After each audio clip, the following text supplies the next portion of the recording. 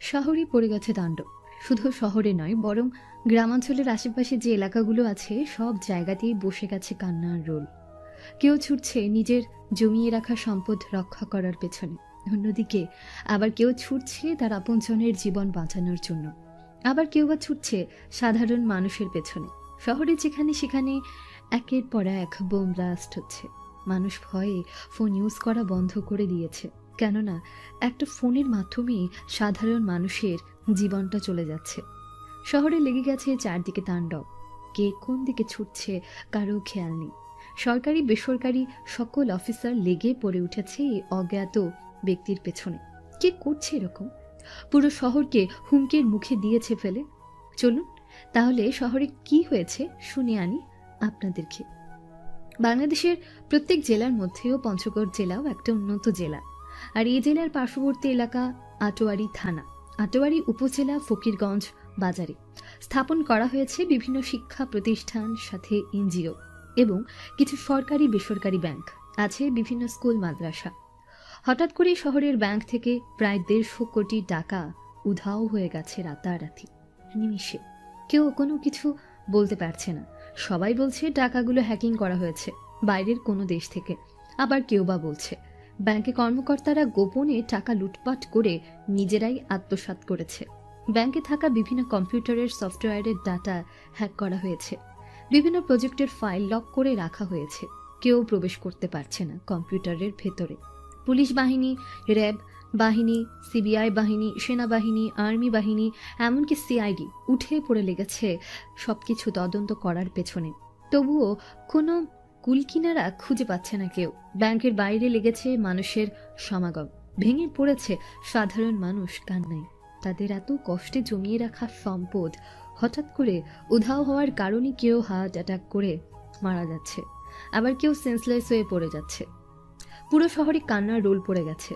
ভেতরে senior inspector jasmine বিভিন্ন কম্পিউটারের সফটওয়্যার চেক করছিল। ঠিক তখনই কম্পিউটারের ভেতরে একটা মেসেজ শো করে। মেসেজের শব্দ পেয়ে সবাই পেছনে ঘুরে দেখে কম্পিউটারের স্ক্রিনে 10 সেকেন্ডের জন্য মাত্র একটা লেখা ভেসে উঠেছে। কম্পিউটারের স্ক্রিনে লেখা আছে, মাই পাওয়ার এভরিওয়ান। এটা দেখে সবাই হতবাক। সবাই ভাবছে এটা কি করে সম্ভব, তাই দ্রুত সবগুলো কম্পিউটার অন করতে বলে। সিনিয়র ইন্সপেক্টর জেসমিন এবং জেসমিন নিজেই সে মেসেজে রিপ্লাই দেয়। Who are you man? My name is baker. বারিশ, please, who are you man? জেসমিনের শেষ মেসেজের আর কোনো রিপ্লাই আসে না। নিজে থেকেই কম্পিউটার স্ক্রিন বন্ধ হয়ে যায়। কম্পিউটার আর কাজ করে না। হাজারো চেষ্টা করছে কম্পিউটার ইঞ্জিনিয়ারিং সফটওয়্যারের অফিসাররা, কিন্তু কোনোভাবেই পেরে উঠছে না কম্পিউটারের সাথে। সম্পূর্ণভাবে কম্পিউটার লক করেছে এই অজ্ঞাত হ্যাকার। এটা দেখে সফটওয়্যার ইঞ্জিনিয়ার সুমন বলে ওঠে, ম্যাম, আমরা যতই চেষ্টা করি না কেন এই কম্পিউটার আর অন করা সম্ভব না, কেননা কম্পিউটার সম্পূর্ণভাবে লক করে নিয়েছে। সে এমন কোনো সফটওয়্যার বা টুলস ব্যবহার করছে যেটা আমরা এখনও কেউ আবিষ্কার করতে পারিনি। আমাদের সফটওয়্যারগুলো তার কাছে তুচ্ছ। আমি এই 10 সেকেন্ডে যেটা বুঝলাম সেটা হচ্ছে আমাদের দেশের কোনো হ্যাকার এই কাজটা করছে না। এটা বাইরের কোনো দেশের হ্যাকারের কাজ, যে দেশের বাইরে থেকে এসব করছে, কেননা তার লোকেশন সেকেন্ডের মধ্যে রং বদল করছে। এই হ্যাকার যেমন বুদ্ধিমান তেমনই ট্যালেন্টেড বটে। সুমনের মুখে এরকম কথা শুনে আরো সবাই ঘাবড়ে যায়। কিভাবে কি করবে, কেউ কোনো কিছু বুঝতে পারছে না। কিভাবে 250 কোটি টাকা ব্যাগ আনবে ওই হ্যাকারের হাত থেকে, কেউ কোনো কিছু বুঝতে পারছে না। মানুষ যে যার মতো বিভিন্ন এটিএম, ব্যাংক, এমনকি মোবাইল ফোনে যেসব টাকা জমা আছে সবকিছু বের করে নিয়ে যাচ্ছে তার নিজের বাড়িতে। একদিনে পুরো শহর কাঁপিয়ে তুলেছে এই অজ্ঞাত ব্যক্তিটি। এভাবে দেখতে দেখতে দুপুর পেরিয়ে বিকেল হয়। সারা শহরে আইনশৃঙ্খলা বাহিনী ও কিছু গোয়েন্দা অফিসার নিজেদের পজিশন মতো বেরিয়ে পড়েছে। এই অজ্ঞাত ব্যক্তিকে খোঁজার উদ্দেশ্যে দেখতে দেখতে সন্ধে হয়ে যায়। কালো অন্ধকার রুমে বসে আছে একটা ছেলে। মাথার উপরে 500 ওয়ার্ডের লালচে হলদে রঙের একটা বাল্ব জ্বলছে। ছেলেটা কম্পিউটারের স্ক্রিনে কি যেন একটা টাইপ করছে। হাতে টাইপের স্পিড দেখে বোঝা যাচ্ছে বেশ দক্ষ কম্পিউটার চালাতে। এটা শুনে সিনিয়র ইন্সপেক্টর জেসমিন বলে ওঠে, আচ্ছা শোন, তুমি আমাকে একটা জিনিস বোঝাও এই হ্যাকিং সম্পর্কে। এই হ্যাকিং কি করে করা হয়, কিভাবে করা হয়, আর হ্যাকিং কেন করা হয়? ওকে ম্যাম, শুনুন তাহলে। হ্যাকিং হচ্ছে এমন একটা জিনিস, এই যেমন ধরুন আপনি না বলে অন্যের ওয়েবসাইটের কোনো কিছু জিনিস লুকিয়ে কপি করে নিজের দখলে নিয়ে আসেন এবং অন্যের পার্সোনাল জিনিস লুকিয়ে কপি করে তার উপর রাজত্ব করাকে হ্যাকিং বলে। যেমন বিভিন্ন ব্যাংক অ্যাকাউন্ট এবং বিভিন্ন সফটওয়্যারের পাসওয়ার্ড, ফাইল এসব হ্যাক করে নিজের আয়ত্তে আনাকে হ্যাকার বলে। হ্যাক কিভাবে করা হয় প্রশ্ন এখন এটা। হ্যাক করা হয় বিভিন্ন অ্যাপ বা সফটওয়্যারের মাধ্যমে, তবে বর্তমানে জনপ্রিয় 3টি ওয়েবসাইটের মাধ্যমে হ্যাকিং বেশি হয়। নাম্বার 1, মেলওয়্যার বা electrical device. Number 2, social engineering বা ফিশিং। Number 3, tracking password. এই 3টি সফটওয়্যারের মধ্যে থাকে লক্ষ কোটি পাসওয়ার্ড, আর এই পাসওয়ার্ডগুলোর মধ্যে হ্যাকারের সাথে কোনো একটা পাসওয়ার্ডের মিল হলেই সহজে সে হ্যাক করতে পারে। হ্যাকার সাধারণত কোনো লিঙ্কের মাধ্যমে বা কোনো অ্যাপের মাধ্যমে খুব সহজে হ্যাক করতে পারে, তবে এই হ্যাকারের সাথে সহজে পেরে ওঠাটা সম্ভব না, কারণ এই হ্যাকার ব্যবহার করছে MSPIF অ্যান্ড্রয়েড, জ্যান্টি, সিস্পয়েল্ড। ম্যাম, এই অ্যাপটি দিয়ে মিডিল এটা করতে পারবেন।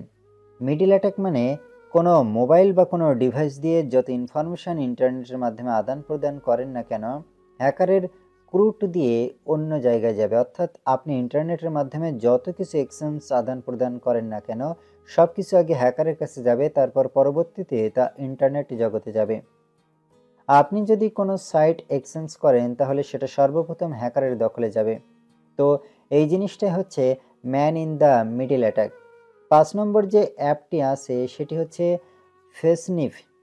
ফেসনিফ একটি রুট ডিভাইসের উপর কাজ করে, অর্থাৎ আপনার একটি ওয়াইফাই কানেক্ট রয়েছে আর ওই ওয়াইফাইয়ে আরও কিছু সদস্য যুক্ত আছে। এই ওয়াইফাইয়ের মাধ্যমে ওইখানে যত ডিভাইস বা ফোন রয়েছে, এই ফোন বা ডিভাইসের অ্যাক্সেস নিতে পারবেন আপনি।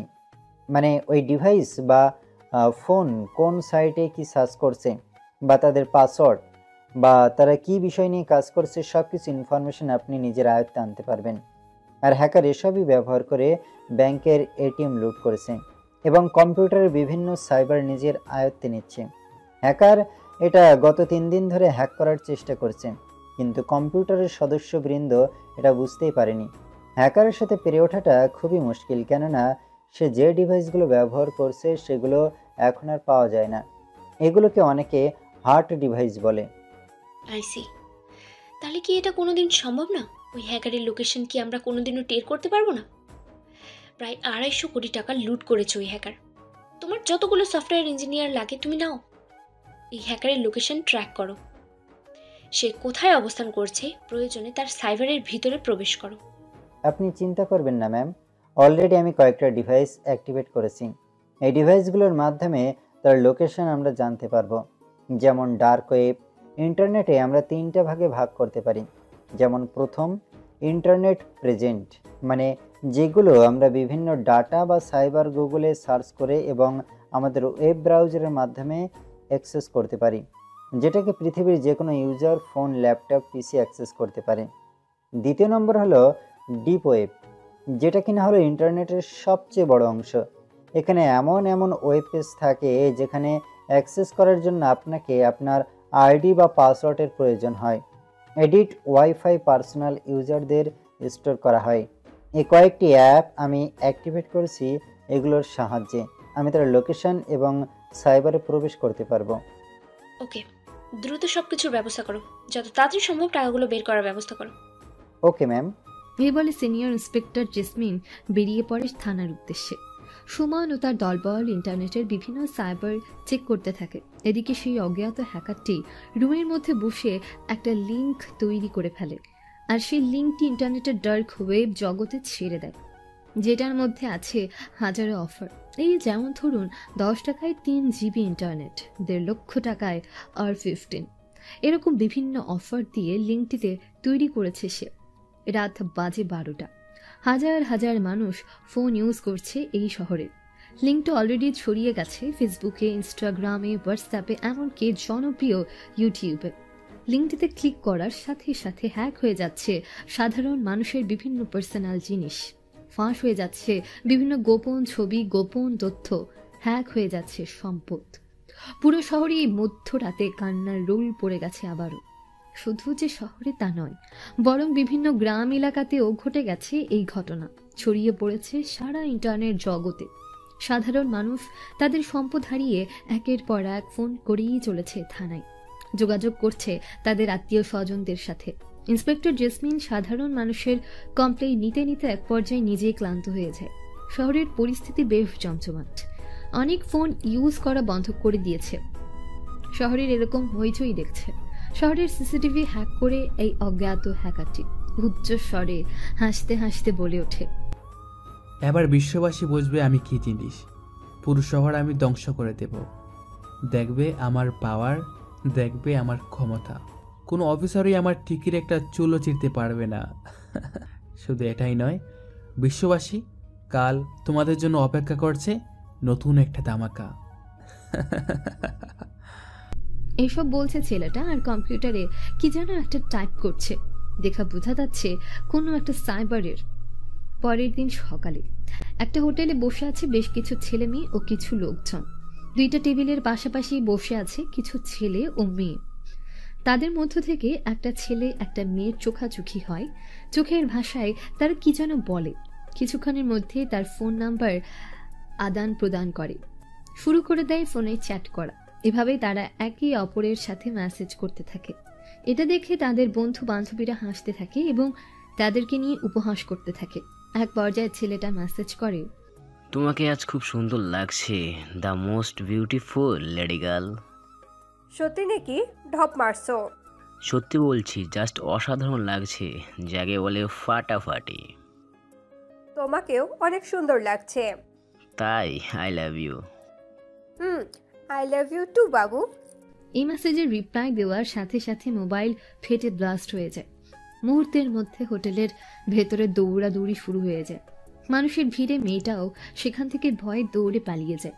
মেয়েটার অবস্থা বোম ব্লাস্টের বিভীষিকার মতো হয়ে গেছে। শহরে বোম ব্লাস্ট হয়েছে খবরটা শুনে ইন্সপেক্টর জেসমিন ও তার সহকর্মীরা চলে আসে সেখানে এসে লাশের ভালো করে তদন্ত করে। ছেলেটার তেমন কোনো কিছুই পায়নি। এটা দেখে ইন্সপেক্টর জেসমিন সেখানে উপস্থিত থাকা আরো বেশ কিছু ছেলে মেয়েকে জিজ্ঞেস করে, এই বোম ব্লাস্টটা কি করে হলো? তোমরা তো ওর সাথেই ছিলে, তাহলে তোমাদের কিছু হলো না কেন? আসলে ম্যাম, এখানে একটি মেয়ে ছিল যেটাকে আমার বন্ধু ভালো লেগেছে, তাই তারা দুজনে ফোন নাম্বার আদান প্রদান করে। দুজনে মেসেজ করতে থাকে। এক পর্যায়ে মেসেজের রিপ্লাই দিতে গিয়ে মোবাইল ফেটে বোম ব্লাস্ট হয়ে যায়। মানে তুমি কি বলছো? তুমি কি জানো তোমার মাথা ঠিক আছে? কোনোদিন কোথাও শুনেছো যে মোবাইল থেকে মানুষ মারা যায়? ইন্সপেক্টর জেসমিনের মুখে এরকম কথা শুনে অন্য আরেকটা মেয়ে কাঁদতে কাঁদতে বলে ওঠে, হ্যাঁ ম্যাম, আমরা যেটা বলছি সবটা সত্যি। আমরা নিজের চোখে দেখেছি। মেসেজের রিপ্লাই দেওয়ার সাথে সাথে বোম ফেটে পিয়াস মারা গেছে। এটা শুনে হোটেলে থাকা সবাই অবাক। তবুও ইন্সপেক্টর জেসমিন মানতে পারছে না যে একটা মেসেজে রিপ্লাই দিলে কি করে বোম ব্লাস্ট হতে পারে। তাই ইন্সপেক্টর জেসমিন আবার প্রশ্ন করে, দেখো, তোমরা ভেবেচিন্তে শান্ত মাথায় উত্তর দাও। আমাদের পুরোটা খুলে বলো কি হয়েছিল শুরু থেকে, কিভাবে তার ফোনটা ব্লাস্ট হলো। এবার সবাই ভাবতে বসে যায়। ভাবতে ভাবতে এক পর্যায়ে তাদের খেয়াল আসে আর ওই অন্য মেয়েটা বলে ওঠে, হ্যাঁ ম্যাম, আমার মনে পড়েছে। পিয়াস যখন মেসেজের রিপ্লাই দিতে দিতে আমাদের সকলের জন্য খাবার অর্ডার করতে যাচ্ছিল, তখন তার ফোনে একটা কল আসে আর নাম্বারটা ছিল 4 ডিজিটের। এই যেমন ধরুন 0096। আর ফোনটা রিসিভ করার সাথে সাথেই মোবাইলটা ফেটে যায় আর পিয়াস সেখানে। আচ্ছা, ওই মেয়েটিকে এখান থেকে পালিয়ে যেতে কি কেউ দেখেছো? আর তোমরা এখন এখান থেকে যাও। অবশ্যই ফোন বেশি ইউজ করবে না। নিজে সতর্ক হও, অন্যকে সতর্ক করো। ম্যাম, আমরা সবাই দেখেছি মেয়েটাকে পালিয়ে যেতে খুব তাড়াহুড়ার মধ্যে ছিল। লাশের তদন্তের জন্য অর্থাৎ লাশটার পরীক্ষা নিরীক্ষা করার জন্য ফরেন্সিক ল্যাবরেটরিতে পাঠিয়ে দেওয়া হয়। ইন্সপেক্টর জেসমিন ও তার কিছু সহকর্মী নিয়ে চলে যায় মোবাইল কোম্পানিতে, যেখানে মোবাইলে ব্যাটারি এবং মোবাইলের কিছু বাজিয়াত সামগ্রী তৈরি করা হয়। সেখানে গিয়ে ইন্সপেক্টর জেসমিন ওই কোম্পানির মালিকের সাথে দেখা করে আর মালিকের উদ্দেশ্যে বলে ওঠে, আপনাদের কোম্পানিতে ভেজালজাত ব্যাটারি ইউজ করা হয়, যেটা মোবাইলের একটা বিশাল প্রভাব ফেলেছে। আপনি ইতিমধ্যেই শুনেছেন প্রায় 35,000 মোবাইল ব্লাস্ট হয়েছে। তার মধ্যে 800 মানুষের প্রাণ গেছে। এর জন্য আপনাদের কোম্পানিকে পুরোপুরিভাবে বন্ধ করে দেওয়া হবে। ম্যাম, এরকম করবেন না। আমাদের কোম্পানির কোনো জিনিসের ভেজাল নেই। অলরেডি আমরা খবর লাগিয়ে দিয়েছি কী কারণে ব্যাটারিগুলো ব্লাস্ট হচ্ছে। আমাদের এক একটা ব্যাটারি খুব সতর্ক সাবধানে তৈরি করা হয়। আমাদের প্রত্যেকটা ব্যাটারি 4000 ভোল্টের উপরে তৈরি করা হয়। তাহলে শহরে এত ব্যাটারি ব্লাস্ট হচ্ছে কি করে? আপনাদের ব্যাটারিগুলো নিশ্চয়ই টেম্পারেচার কম। ম্যাম, আমরা প্রায় 603টা বোর্ড ডাকি ইমার্জেন্সিভাবে, এবং সেখানে আমরা তদন্ত করে দেখতে পেয়েছি আমাদের কোনো কোম্পানিতে কোনো রকম ভেজাল ব্যাটারি নেই। বরং আমাদের যেসব মোবাইল ফোন আছে সেসব মোবাইল ফোনে একটা ভাইরাস ছাড়া হয়েছে, এমন একটা মেসেজ যে মেসেজটা অপর কেউ রিপ্লাই দিলে সাথে সাথে ব্লাস্ট হবে, বা 4 ডিজিটের একটা ফোন আসলে। এই ভাইরাসটি এমনভাবে জড়িয়ে দেওয়া হয়েছে যেটা মানুষ খুব সহজেই ইউজ করবে। অর্থাৎ মানুষ সারাদিনে 99% ওই মেসেজের রিপ্লাই দিয়ে থাকে। কিভাবে সম্ভব? এটা আদৌ কি সম্ভব? আমি কখনো বিশ্বাস করতে পারছি না। ইয়েস ম্যাম, এটা সম্ভব। কেউ বা কারা হ্যাকিংয়ের মাধ্যমে, অর্থাৎ যে হ্যাকিংয়ে খুব পারদর্শী, সেই কাজটা করেছে। সে এমনভাবে লিঙ্কটি ক্রিয়েট করেছে যে এই লিঙ্কটিতে ক্লিক করলে বা ফোন কল রিসিভ করলে সাথে সাথে মোবাইল ফেটে বাস্ট হয়ে যাবে। ও মাই গড। অন্যদিকে সাংবাদিক ধারাবাহিকভাবে একের পর এক খবর প্রচার করে চলেছে। বিভিন্ন টিভি চ্যানেলে শুধু চারদিকে একটা খবরই শোনাচ্ছে। শহরে প্রায় 35,000 মোবাইল ব্লাস্ট হয়েছে, সাথে 3,800 মানুষের প্রাণহানি হয়েছে। কিছুদিন আগে ব্যাংক লুট করেছে প্রায় 250 কোটি টাকা। আর এখন একটা লিঙ্কের মাধ্যমে সারা দুনিয়ায় ছড়িয়ে দিয়েছে ভাইরাসটি। মানুষ ভয়ে ফোন ইউজ করা বন্ধ করে দিয়েছে। ছেলেমেয়েরা যদি রাতে ফোন ইউজ করে, বাবা মা সেটা নিয়ে ভেঙে ফেলছে। মোবাইল ফোন থেকে ব্যাটারি খুলে ফেলছে হাজার মানুষ। তাণ্ডব লেগে গেছে পুরো বিশ্ব জুড়ে। শহরে একের পর এক মোবাইল ব্লাস্ট হচ্ছে। সাধারণ মানুষ খুবই আতঙ্কে পড়ে আছে। কে এই অজ্ঞাত হ্যাকার, যাকে ধরার জন্য পুরো বাংলাদেশের আইন বাহিনী তার পিছনে পড়ে গেছে, কিন্তু এখনও খুঁজে বের করতে পারছেন না এই অজ্ঞাত ব্যক্তিটি কে। সারা শহরে, শুধু শহর জুড়ে নয়, পুরো বাংলাদেশে হইচই পড়ে গেছে এই নিয়ে। এভাবে দেখতে দেখতে আতঙ্কের মধ্যে আজকের দিনটা কেটে যায়। এখন রাত বাজে 10টা। আজকেও কালো অন্ধকার রুমের মধ্যে বসে আছে একজন অজ্ঞাত ব্যক্তি। কি যেন কম্পিউটারে একটা টাইপ করছে, আর উচ্চ স্বরে হাসতে হাসতে বলে ওঠে, কেবল তো শুরু করেছি, আরো কত কিছু করার বাকি আছে। এভাবে দেখতে দেখতে রাত পেরিয়ে সকাল হয়। পরের দিন সকালে শহরের বিভিন্ন প্রান্ত থেকে বের হতে থাকে মেয়েদের লাশ। একজন নয়, দুজন নয়, শ মেয়ের লাশ বের হতে থাকে এক একটা পরিবার থেকে। কান্নার রোল পড়ে গেছে আবারও এই শহরে। শুধু শহরে নয়, বরং বিভিন্ন গ্রাম অঞ্চলেও বের হতে থাকে রুম থেকে মেয়েদের লাশ। কেউ সুইসাইড করেছে, কেউ গলায় ফাঁস দিয়ে আত্মহত্যা করেছে। প্রত্যেক পরিবারে কান্নার রোল পড়ে গেছে। পুলিশ সব জায়গাতে গিয়ে তদন্ত করতে শুরু করে দিয়েছে। কি হতে চলেছে এই শহরে, যেটা সবার অগোচরে। Inspector Jesmin, inspector Shalini, inspector Adnan Saheb, inspector Zafar মোল্লা শহরে তদন্ত লাগিয়ে দিয়েছে কিভাবে হচ্ছে এসব। প্রত্যেকটা লাশকে পাঠিয়ে দেওয়া হয়েছে ফরেন্সিক ল্যাবরেটরিতে পরীক্ষা নিরীক্ষা করার জন্য। সরকারিভাবে একটা স্পেশাল বোর্ড ডাকা হয়েছে বিভিন্ন জেলাতে। স্পেশাল মিটিংয়ে উপস্থিত আছে অনেক অফিসার। তাদের মধ্য থেকে ইন্সপেক্টর জেসমিন বলে ওঠে, ladies and gentleman, come to the legal point. আমাদের বাংলাদেশে বর্তমান জেলা আছে 64টি, বিভাগ রয়েছে 8টি, উপজেলা রয়েছে 495টি, থানা রয়েছে 652টি, সিটি কর্পোরেশন রয়েছে 12টি, পৌরসভা রয়েছে 328টি, ইউনিয়ন রয়েছে 4571টি, গ্রাম রয়েছে 87,191টি। এই প্রত্যেকটি গ্রাম থেকে এবং ইউনিয়ন বা শহর, প্রত্যেক উপজেলা জেলাতে সাধারণ মানুষ হারিয়েছে তাদের আপনজনকে, হারিয়েছে তাদের উপার্জনের কষ্টের সম্পদ। এতগুলো মেয়ে, শুধু মেয়েরা কেন আত্মহত্যা করেছে তার কোনো কিছুর তথ্য আপনাদের বের করতে পারেননি কেন? আমাদের যতগুলো সাইবারের সফটওয়্যার ইঞ্জিনিয়ার আছে প্রত্যেকে আগামী 10 দিন সময় দেওয়া হলো। এই 10 দিনে এতগুলো মেয়ে আত্মহত্যার কারণ বের করতে হবে তাদেরকে। না তারা রিলেশন করেছে, না তারা প্রেগনেন্ট, না অবৈধ কাজে যুক্ত, তাহলে তারা কি কারণে আত্মহত্যা করেছে? ব্যাংক থেকে লোন নিয়েছে 250 কোটি টাকা। শহরের 99% মানুষ ফোন ইউজ করা বন্ধ করে দিয়েছে। কেননা ফোন ফেটে বিভিন্ন জায়গাতে হচ্ছে ব্লাস্ট। মেয়েগুলোর ফোন চেক করে আমরা বুঝতে পেরেছি ওই ফোনগুলোর কেউ হ্যাকিং করেছে, কেননা তাদের জিমেইল, ফেসবুক পাসওয়ার্ড এবং ফোনের পাসওয়ার্ড সব কিছুই ইনফরমেশন হ্যাকার পেয়ে গেছে। এবং হয়তো ফোনে কোনো কিছু যেটা এই সমাজে বের হলে মেয়েরা মুখ দেখাতে পারতো না সেটা ছিল। এই ভেবে মেয়েরা আত্মহত্যা করেছে, আর ওই হ্যাকার হয়তো ব্ল্যাকমেল করেছে। আপনাদের কি মনে হয় এটা সেই অজ্ঞাত হ্যাকার যে পুরো 250 কোটি টাকা এবং বিভিন্ন বোম ব্লাস্টের সাথে জড়িত আছে? ইন্সপেক্টর জেসমিনের কথা শুনে উপস্থিত থাকা সাইবার ওয়ার্ল্ডের সফটওয়্যার ইঞ্জিনিয়ার সুমন বলে ওঠে, না ম্যাম, এটা কখনোই সম্ভব না। কেননা আপনাকে তো আমি বলেছি, সে যেগুলো টুলস ব্যবহার করে বা সফটওয়্যার ব্যবহার করে সেগুলো দিয়ে একটা বিশ্বকে কাঁপিয়ে দেওয়া সম্ভব। সারা পৃথিবীতে এই সফটওয়্যার এবং অ্যাপ দিয়ে ব্ল্যাকমেল করা যাবে। আর আমি ফোনগুলো চেক করে যেটা বুঝলাম সেটা খুব সাধারণ একটা অ্যাপের মাধ্যমে ফোনের সাইবার এবং ডাটা হ্যাক করা হয়েছে। আর আমি সেগুলো ফিরিয়ে আনার চেষ্টা করতেছি। সাথে আপনি এটাও বুঝতে পারবেন ডার্ক ওয়েব, ডিপ ওয়েব, যেটা কিনা হলো ইন্টারনেটের সবচেয়ে বড় অংশ। এখানে এমন এমন ওয়েব পেজ থাকে যেখানে অ্যাক্সেস করার জন্য আপনাকে আপনার আইডি বা পাসওয়ার্ডের প্রয়োজন হয়। এডিট ওয়াইফাই পার্সোনাল ইউজারদের স্টোর করা হয়। এই কয়েকটি অ্যাপ আমি অ্যাক্টিভেট করেছি। এগুলোর সাহায্যে আমি তার লোকেশন এবং সাইবারে প্রবেশ করতে পারবো এবং অতি তাড়াতাড়ি সে যেগুলো হ্যাক করে তার নিজের আয়ত্তে নিয়ে গেছে সেটা অতি তাড়াতাড়ি ফেরত নিয়ে আসতে পারবো। ইতিমধ্যে আমার সোলজাররা লেগে পড়ে গেছে তার সাইবার হ্যাক করার কাজে। তার সাইবার খুব সহজে হ্যাক করতে পারবো, কারণ সে নর্মাল টুলস এবং সফটওয়্যার ব্যবহার করে যেগুলো আমাদের অতি তাড়াতাড়ি ধরতে সাহায্য করবে।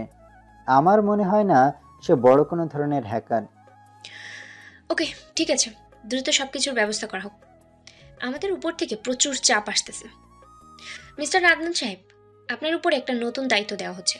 আপনি আজ থেকে ইন্টারনেটের ওয়েব পেজের ডাটা সমস্ত সমূহ জানবেন, কারণ এই নেটের মাধ্যমেই এই ওয়েব পেজ সাইবার হ্যাকার পুরো বাংলাদেশকে হ্যাক করেছে।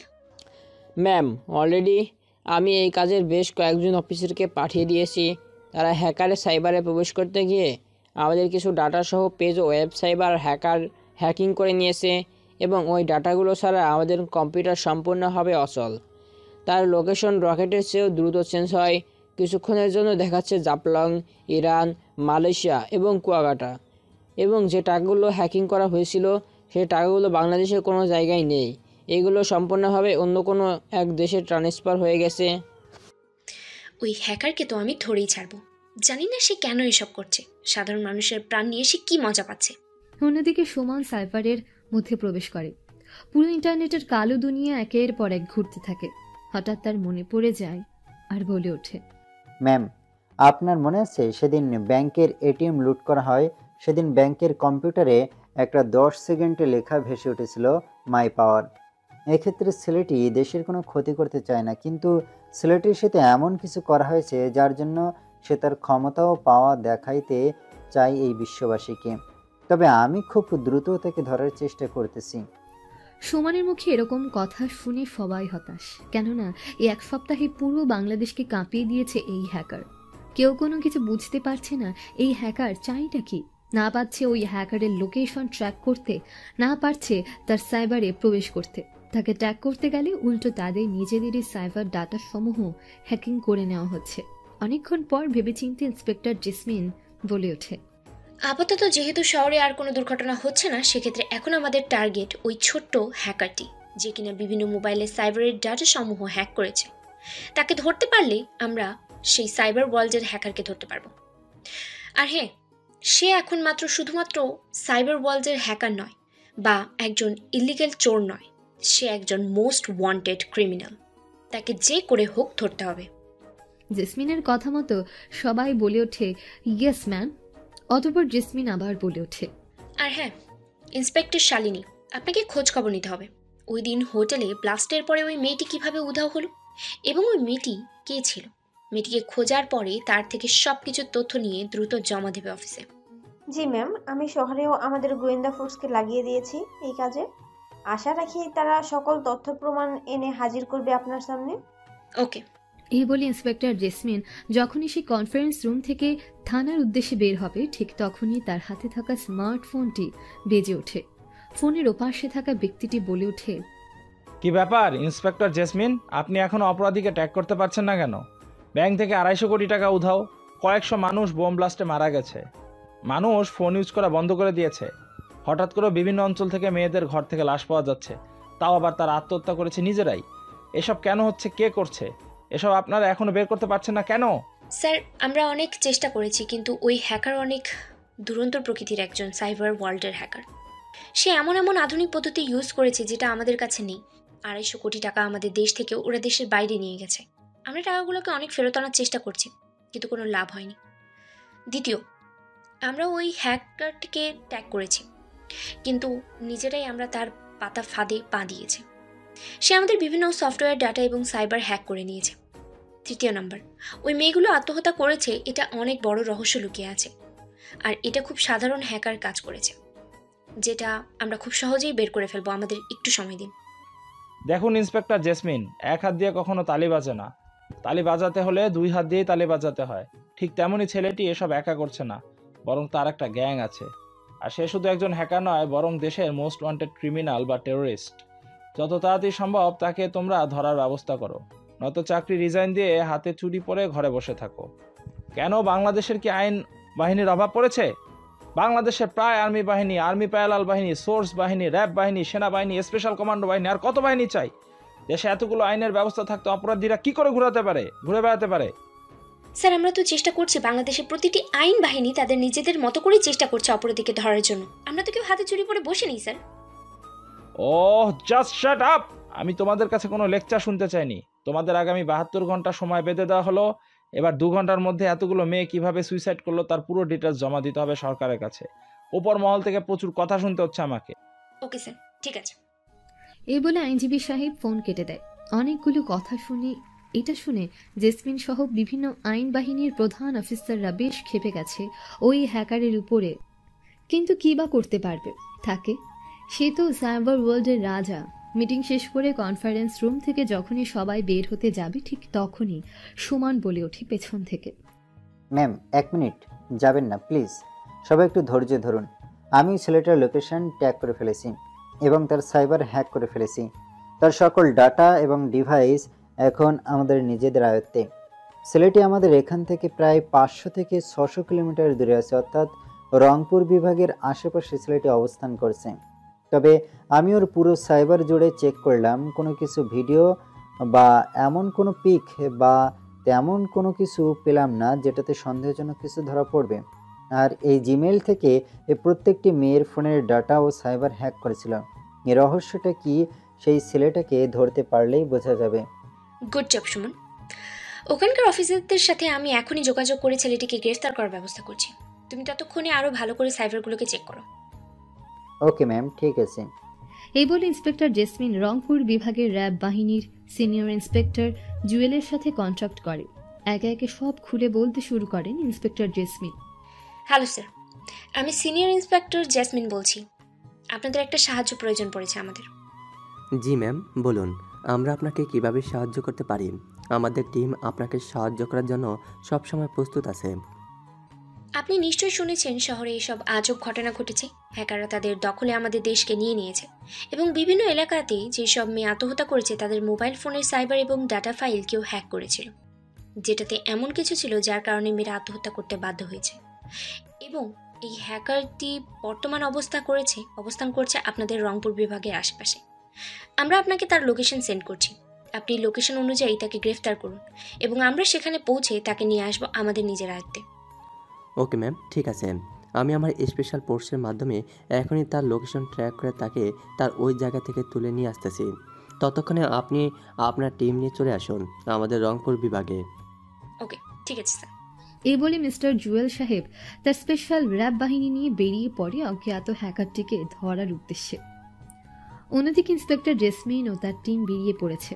Inspector Jesmin, inspector Shalini, inspector Rafiq Molla, inspector Adnan Saheb, প্রায় 35টি বাহিনী বেরিয়ে পড়েছে পুরো রংপুর বিভাগটিকে ঘিরে ফেলার উদ্দেশ্যে। লোকেশন অনুযায়ী জুয়েল সাহেবের র্যাব বাহিনীকে নিয়ে পৌঁছে যায় রংপুর বিভাগের পাশে ছোট্ট একটা বস্তিতে।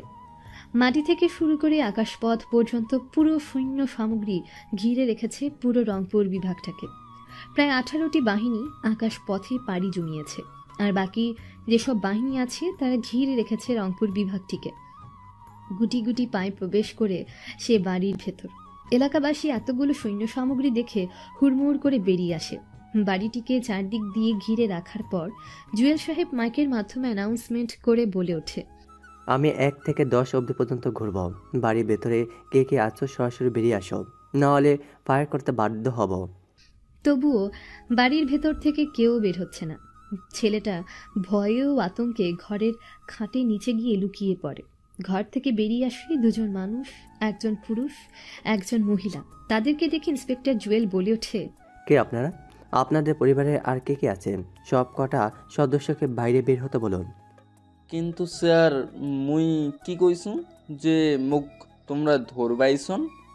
আপনার পুরো বাড়িটা ক্রিমিনাল দিয়ে ভরা আছে।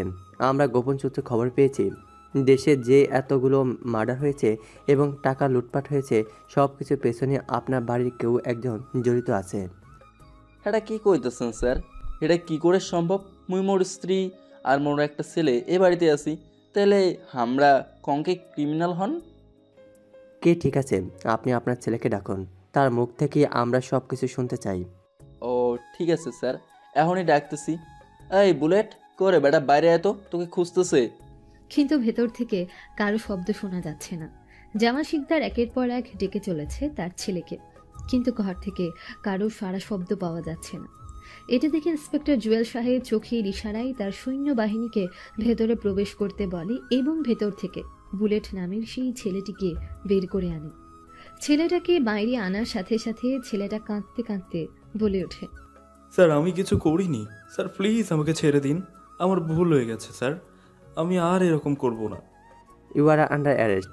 আর কোনো কথা নয়, এখনই ছেলেটিকে গ্রেপ্তার করো এবং নিয়ে চলো আমাদের হাজতখানায়। এই কথা শুনে ছেলেটার বাবা জামাল শিকদার ইন্সপেক্টর জুয়েলের উদ্দেশ্যে বলে ওঠে, এটা কি করছেন স্যার? মোর একটা মাত্র ছোঁয়া, এটা আরও তোমরা ধরে লেবা যাবা চাচ্ছেন। মোর বংশের প্রদীপ তো দেখছো তোমরা নিভাই সারবেন কেন স্যার? শত ফাইলার মতো ব্যবহার করতেছেন। ও জাস্ট সেট আপ। আইনের কাজে বাধা দিতে আসলে আপনাকেও কেউ গ্রেপ্তার করতে বাধ্য হব, সো আইনের সাথে কোঅপারেট করুন। জামাল শিকদার এটা শুনে ভয়ে আর কোনো কিছু বলে না। জুয়েল সাহেব ও তার র্যাব বাহিনীকে নিয়ে বেরিয়ে পড়ে আটোয়ারি পঞ্চগড়ের উদ্দেশ্যে। কয়েক ঘন্টা অতিক্রম করে চলে আসে আটোয়ারি পঞ্চগড়ে।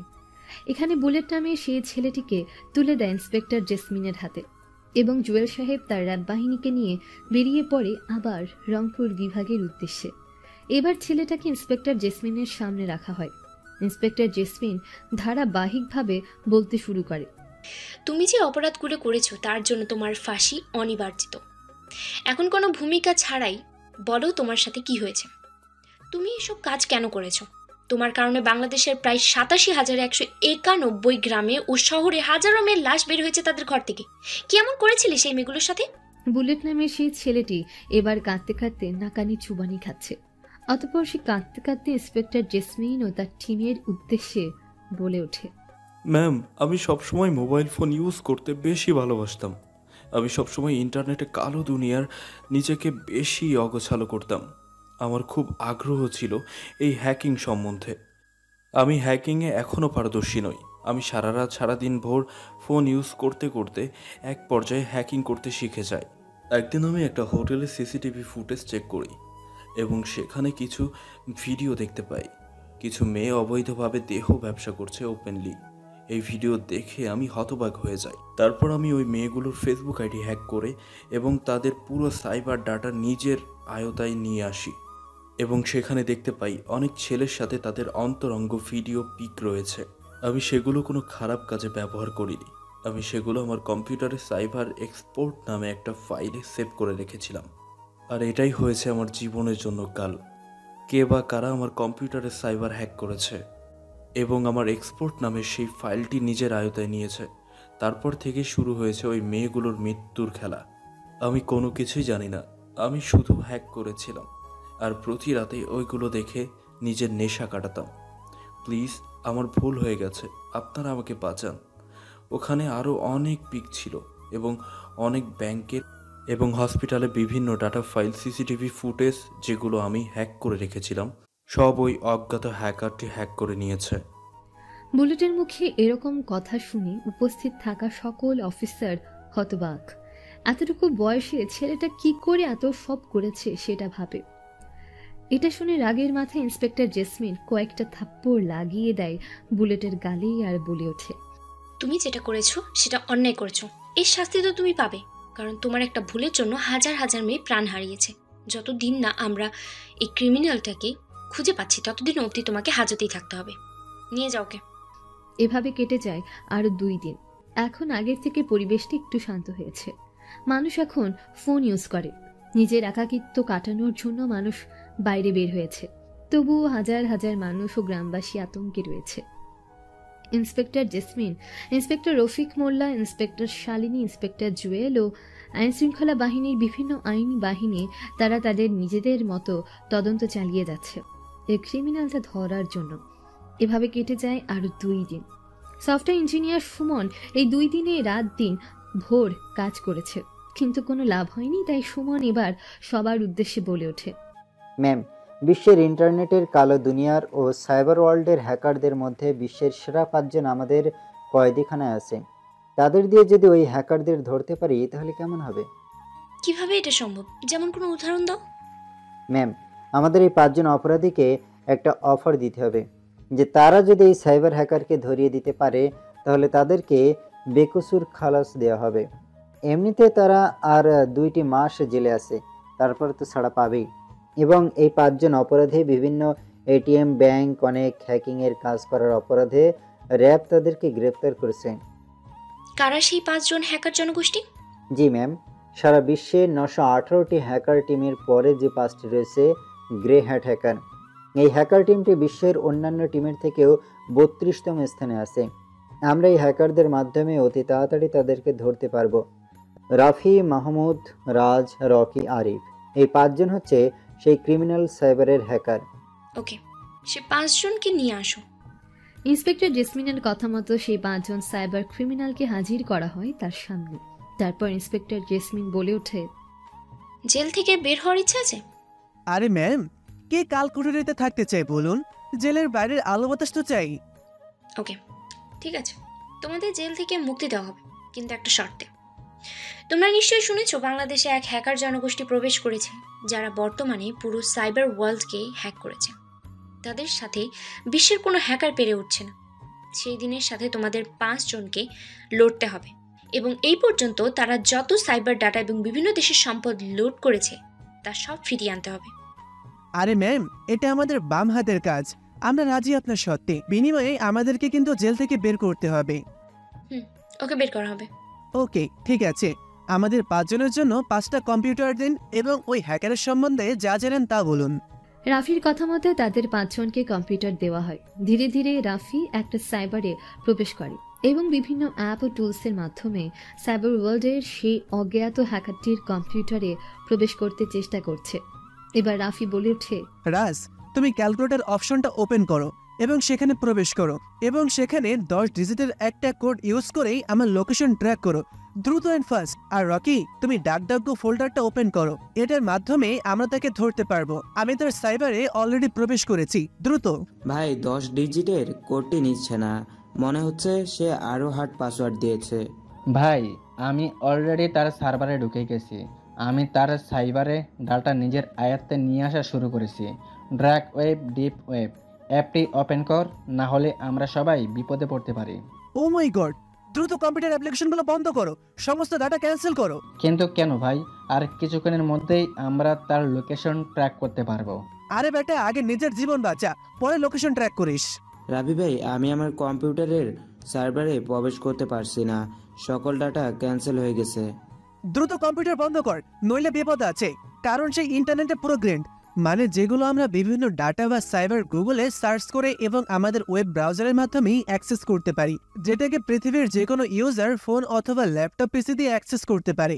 ডিপ ওয়েব, যেটা কিনা ইন্টারনেটের সবচেয়ে বড় একটা অংশ, যেখানে এমন এমন ওয়েব পেজ থাকে যেখানে অ্যাক্সেস করার জন্য আপনাকে আইডি বা পাসওয়ার্ডের প্রয়োজন হয়। আমরা তার সাইবারে প্রবেশ করেছি, সে সেটা টের পেয়ে গিয়েছে অলরেডি। সে উল্টা হ্যাকিং করা শুরু করেছে এবং আমাদের কম্পিউটারের ব্রাউজারে একটা লিঙ্ক শেয়ার করে, যেটা কিছুক্ষণের মধ্যে ব্লাস্ট হবে। এই অ্যাপটা খুবই ভয়ানক, সে অলরেডি ফায়ারফক্সের মাধ্যমে আমাদের কম্পিউটারে ভাইরাস প্রবেশ করেছে। এই অ্যাপটার মাধ্যমে যে কোনো অবস্থায় যে কোনো জায়গায় ব্লাস্ট করা যায়। এটা পাওয়ারফুল একটা অ্যাপ। ও মাই গড, দ্রুত এখান থেকে পালিয়ে যাও, এখনই ব্লাস্ট হবে। এটা বলে সবাই দ্রুত ওই কনফারেন্স রুম থেকে পালিয়ে যায়। পালিয়ে যাওয়ার 1 মিনিট পর একের পর এক কম্পিউটার ব্লাস্ট হতে থাকে। মুহূর্তের মধ্যে পুরো বিল্ডিংটা বোম ব্লাস্টে দুমড়ে মুচড়ে ভেঙে মাটিতে একাকার হয়ে যায়। এটা দেখে সবাই অবাক। অতঃপর খুব দ্রুত রাফি নামের সেই হ্যাকার ছেলেটি বলে ওঠে, ম্যাম, দ্রুত আপনার ফোনটা অন করুন। ওখানে একটা মেসেজ এসেছে যেটা আমি লগ ইন করে আপনার ফোনে পাঠিয়েছি বোম ব্লাস্ট হওয়ার কয়েক মিনিট আগে।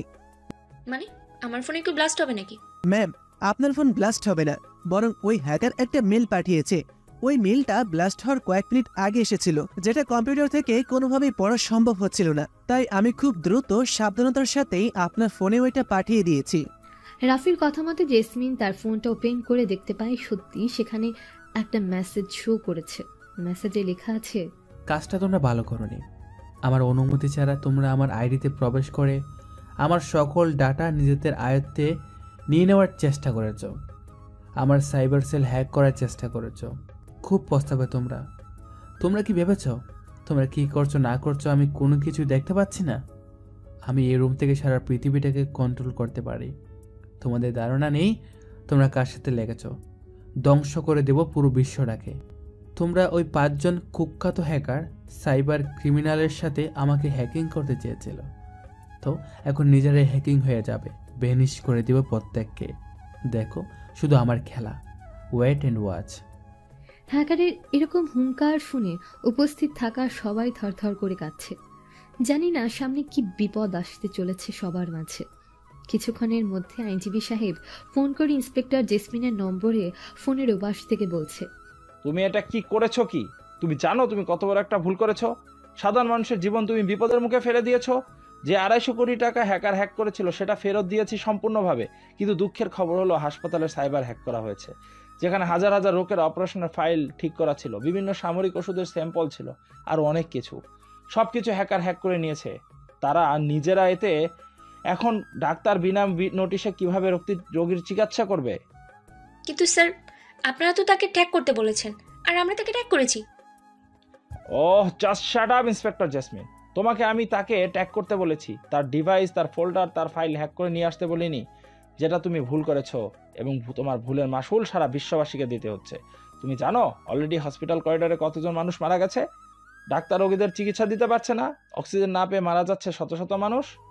সরি স্যার, আমরা বুঝতে পারিনি যে এমনটা হয়ে যাবে। দ্রুত তাকে ট্র্যাক করো। সে বাংলাদেশের মধ্যে আছে। বাংলাদেশের যে কোনো প্রান্তে থাকুক না কেন তাকে খুঁজে বের করবে। অলরেডি আমি তোমাদের সিক্রেট এজেন্ট টিম বাহিনীকে লাগিয়ে দিয়েছি তাকে খোঁজার উদ্দেশ্যে। ওকে স্যার, ঠিক আছে। এই বলে আইনজীবী সাহেব ফোন কেটে দেয়। সারা শরীর রাগে ফেটে যাচ্ছে জেসমিনের। এই মুহূর্তে হ্যাকারকে নিজের সামনে পেলে কি যে করত সে নিজেই জানে না। জেসমিন সহ পুরো আইন বাহিনীর এই প্রথম এরকম কোনো কেসের সামনে পড়েছে, যেটা কিনা শুধু রহস্যময় আর গোলক ধাঁধা। ইন্টারনেটের কালো দুনিয়া। আদৌ জানে না সামনে কি বা হতে চলেছে তাদের সাথে। আদৌ রহস্যময় হ্যাকার ছেলেটিকে ধরতে পারবে কিনা এসব ভাবছে সবাই। ঠিক তখনই সাইবার ক্রিমিনাল রাফি বলে ওঠে, ম্যাম, আমি একজনকে চিনি যে এই ইন্টারনেটের কালো দুনিয়ার গোলক দাদার সব কিছু জানে। সে অনেক রকম কেস সলভ করেছে। আপনারা চাইলে আমি তার সাথে যোগাযোগ করতে পারি। ওকে, ঠিক আছে। এই হ্যাকারকে ধরার জন্য যা যা করণীয় সবকিছু করতে পারো তোমরা। Okay ma'am. এই বলে রাফি ওই হ্যাকারদের সাথে কন্ট্যাক্ট করতে বসে যায় কম্পিউটারের স্ক্রিনের সামনে। ড্রাগস অফ সাইটের একটি গুগল অ্যাডসেন্স প্রবেশ করে রাফি। ইন্টারনেট প্রেজেন্ট সাইবারের ওয়েবসাইটে প্রবেশ করে 3 ডটে 3 বার ক্লিক করে। সাথে সাথে 4 ডিজিটের একটা কোড সংখ্যা আসে। কোডটিকে কপি করে রাফি ক্যালকুলেটর অ্যাপ্লিকেশনের মধ্যে প্রবেশ করে, সেখানে পেস্ট করে দেয়। সাথে সাথে কোডটি ভেরিফাই হয়ে লগ ইন হয়ে যায় জিমেইলটি, এবং সাথে সাথেই নোটিফিকেশন পেয়ে যায় রাফি। নোটিফিকেশনে লেখা আছে, হু আর ইউ ম্যান? ভাই, আমি Rafi. Who are you Rafi? ওই যে সাইবার ক্রিমিনাল রাফি। বল। ভাই, একটা সাহায্য লাগবে। দেশের যে পরিস্থিতি, বর্তমানে খুব খারাপ অবস্থা দেশের। একটা হ্যাকার জনগোষ্ঠী ঢুকেছে যেটা পুরো দেশটাকে নাচাচ্ছে। ও, হার্ট হ্যাকারের কথা বলছো? জি ভাই, তাকে ধরতে আপনার সাহায্য লাগবে। আমি জানি ইন্টারনেটের কালো দুনিয়া সাইবার ওয়ার্ল্ডে আপনি একমাত্র রাজা, যে পুরো ইন্টারনেটের দুনিয়াটাকে কন্ট্রোল করতে পারেন। হ্যাঁ, তাতে কি হয়েছে? কিন্তু আমি তো সাহায্য করতে পারবো না, কারণ দেশবাসীকে বোঝাতে হবে প্রত্যেক হ্যাকার খারাপ না। দেশের অযোগ্য লোকেরাও এমন সময় দেশের কাজে লাগে। মানে কি হয়েছে ভাই? আমি কিছুই বুঝতে পারতেছি না। এখন আপনি সাহায্য করবেন কিনা? না, আমি কোনোভাবেই সাহায্য করব না। দেখি বাংলাদেশের আইন বাহিনীর ক্ষমতা কত, যে একজন ক্রিমিনালকে তারা নিজেরাই ধরতে পারে। এই কথা শুনে রাফির একটু সন্দেহ হয়, তাই রাফি সবাইকে চুপ থাকাতে বলে সে হঠাৎ করেই বলে ওঠে, তার মানে তুমি সাহায্য করতে চাইছো না এই কারণে? কারণ এসবের পেছনে মাস্টারমাইন্ড তো তুমি এত সব করে তুমি কি ভেবেছো আমরা তোমার কোনো কিছুই জানি না? কারণ পুরো ইন্টারনেটের দুনিয়া তোমার হাতেই চলে। তুমি চাইলে পুরো ইন্টারনেট বন্ধ করে দিতে পারো, আবার চাইলে তুমি ইন্টারনেটের সব ডাটা সাইবারের সাথে অন্য দেশের মাধ্যমে কানেকশন করে যুদ্ধ লাগিয়ে দিতে পারো। তোমার কাছে এমন এমন প্রযুক্তি আছে যেটা এক দেশ থেকে অন্য দেশের লোকেশন চেঞ্জ করতে থাকবে, কিন্তু তুমি এক জায়গাতেই বসে আছো। কেন সাধারণ মানুষের জীবন নিয়ে খেলছো ভাই? এবার রাফির বলা কথাগুলো শুনে উচ্চ স্বরে হাসতে থাকে। হাসতে হাসতে গড়াগড়ি খাচ্ছে ওই হ্যাকারটি। হাসতে হাসতে বলে ওঠে, তুমি ঠিক ধরেছ, সেই ক্রিমিনাল দ্য টেরোরিস্ট আমি নিজেই। দেশবাসীর কথা বলছো? আরে দেশবাসী সেদিন আমাকে নিয়ে উপহাস করেছে আমাকে নিয়ে হাসাহাসি, ঠাট্টা, রং তামাশা। আর ওই আইন বাহিনী আমাকে নিয়ে করেছে তামাশা। তাই তো আমি আমার দেখাচ্ছি আবার খেলা। আমি যেভাবে নাচাবো পুরো বাংলাদেশটাকে সেভাবেই নাচতে হবে। কেবল তো শুধুমাত্র একটা ব্যাংক এটিএম লুট করেছি, তাও আবার সেটা ফেরত দিয়েছি। স্কুল, মাদ্রাসা, কলেজ বোম ব্লাস্ট করেছি। ইন্টারনেট প্রযুক্তির মাধ্যমে সাধারণ মানুষের ফোনে ভাইরাস সেট করে দিয়েছি। হ্যাকারদের হ্যাকিং করা বিভিন্ন ক্রাইসিসের গোপন ভিডিও, ছবি নিজের আয়ত্তে হ্যাকিং করে এনেছি, আর সেটা ছড়িয়ে দিয়েছি পুরো ইন্টারনেট জগতে। যার কারণে 64টি জেলায় প্রায় অধিকাংশ মেয়েরাই সমাজে মুখ দেখাতে পারবে না বলে আত্মহত্যা করেছে। হাসপাতালের সাইবার হ্যাক করেছি, যেখানে সকল কালো বাজারের কাজ কারবার করা হতো। আর কত পাওয়ার দেখাবো আমি? আমার আরও অনেক খেলা দেখাতে বাকি আছে এই বিশ্ববাসীকে। কি ভাই, তুমি একজন ভালো মানুষ, এসব করে তোমার কি লাভ? তুমি তো সাধারণ মানুষের উপকার করতে, তাহলে হঠাৎ করে তোমার এমন কি হলো যে সাধারণ মানুষের জীবন নিয়ে উঠে পড়ে লেগেছো? আরে পাগলা, আমি কোনো সাধারণ মানুষের জীবন নেইনি। জীবন তো নিয়েছি তাদের যারা অন্যায় কাজে যুক্ত আছে কালো বাজারের সাথে, ইন্টারনেটের কালো দুনিয়ার প্রযুক্তির সাথে। আর সবশেষে মাই পাওয়ার। আমি আমার পাওয়ার দেখানোর জন্য এত সব করেছি। তোকে বলে রাখি, পারলে আটকে দেখা। তোরা সেই 5 জন সাইবার ক্রিমিনাল হ্যাকার আর বাংলাদেশের পুরো আইন বাহিনী, গুড বাই। এটা বলে সাইবার ওয়ার্ল্ডের হার্ড হ্যাকার ফোন কেটে দেয়। অতঃপর রাফি বলে ওঠে, ম্যাম, আমরা জেলে ভালো আছি। এমনিতেই আমরা 2 মাস পর জেল থেকে বের হব। শুধু নিজের প্রাণটাকে হারানোর কোনো মানেই হয় না। আমি বুদ্ধি খাটিয়ে তার পেট থেকে সকল তথ্য বের করে নিয়েছি। আসলে তার সাথে টক্কর দেওয়া এত সম্ভব না, কারণ সে পুরো আন্ডারওয়ার্ল্ড নেট দুনিয়ার রাজা, আর সে এত সহজে কোনো কিছু করে না। তাকে নিশ্চয়ই আপনার কোনো আইনি বাহিনী কিছু করেছে, যার কারণে সে আইন বাহিনীর ওপর ভীষণ ক্ষেপে আছে, আর আইন বাহিনীর ওপর ক্ষেপে গিয়ে সে এত কিছু করছে। তাহলে এখন আমাদের করণীয় কি? জানি না ম্যাম, সে বলেছে খেলা আরো বাকি আছে। দেখো মেয়ে, হোতা কিয়া কিয়া। সবাই হতাশায় ভুগছে। হঠাৎ করেই সাংবাদিক ব্রেকিং নিউজ জানায় বিভিন্ন টিভি চ্যানেলের পর্দায়। শহরে ঘটে গেছে আর একটি মিরাক্কেল বিষয়, যেটি কিনা বর্তমানে পুরো ইন্টারনেটের কালো দুনিয়াকে হুমকির মুখে ফেলে দিয়েছে। যুদ্ধ লেগে গেছে সাইবার ওয়ার্ল্ডের হ্যাকারদের মাঝে। এইমাত্র পাওয়া ব্রেকিং নিউজ, পাকিস্তানি হ্যাকার জানিয়ে দিয়েছে বাংলাদেশি হ্যাকারদের তাদের সকল ডাটা ইনপুট ও সাইবার এবং বিভিন্ন ফোল্ডার যদি ফেরত না দেওয়া হয়, তাদের যুদ্ধ লেগে যাবে বাংলাদেশের সাইবার হ্যাকারদের সাথেই। অথচ বাংলাদেশি হ্যাকাররা বলছে তারা এটা কোনোভাবেই করেননি। তবে এটা কার কাজ? অথচ পাকিস্তানি হ্যাকার এবং অস্ট্রেলিয়া হ্যাকাররা বলছে এটা বাংলাদেশের কোনো হ্যাকারের কাজ, যে বর্তমান পুরো সাইবার ওয়ার্ল্ডকে দখল করে নিয়েছে। তবে কি এই সেই অজ্ঞাত হ্যাকার যার নামে পুরো কালো দুনিয়া চলে? এরকম খবর পেতে এক্ষুনি চ্যানেলটিকে ভিজিট করুন। টিভি স্ক্রিনে সাংবাদিকের বলা কথাগুলো শুনে সবাই হতবাক, কারণ তারা জানে একবার সাইবার ওয়ার্ল্ডের হ্যাকারদের সাথে হ্যাকারে যুদ্ধ লেগে গেলে দেশে আর দেশ বলে কোনো অস্তিত্ব থাকবে না। সফটওয়্যার ইঞ্জিনিয়ার সুমন সহ তার বাকি সদস্যরা লেগেই পড়ে উঠেছে সকল সমস্যার সমাধান করতে। অতঃপর সুমন অনেক সফটওয়্যার ঘাটাঘাটি করার পরে প্ল্যাটফর্ম নামের একটা সফটওয়্যার দিয়ে লোকেশন ট্র্যাক করে জানতে পারে বর্তমানে পঞ্চগড়ের আশেপাশেই অবস্থান করছে, অর্থাৎ তাদের থেকে কয়েকশো কিলোমিটার দূরে, এবং তার বর্তমান অবস্থান ও পরিবারের সদস্যবৃন্দের সব ডিটেলস চলে আসে সুমনের সামনে। সুমন এটা দেখে বলে ওঠে, ম্যাম, আমি তার লোকেশন ট্র্যাক করে ফেলেছি, পঞ্চগড়ের আশেপাশেই আছে। পরিবারে বলতে তেমন তার কেউ নেই। মা গৃহিণী ছিল, বাবা ছিল সেনাবাহিনীর অফিসার। অনেক ঘাটাঘাটি করে শুধু এইটুকুই তথ্য বের করতে পেরেছি।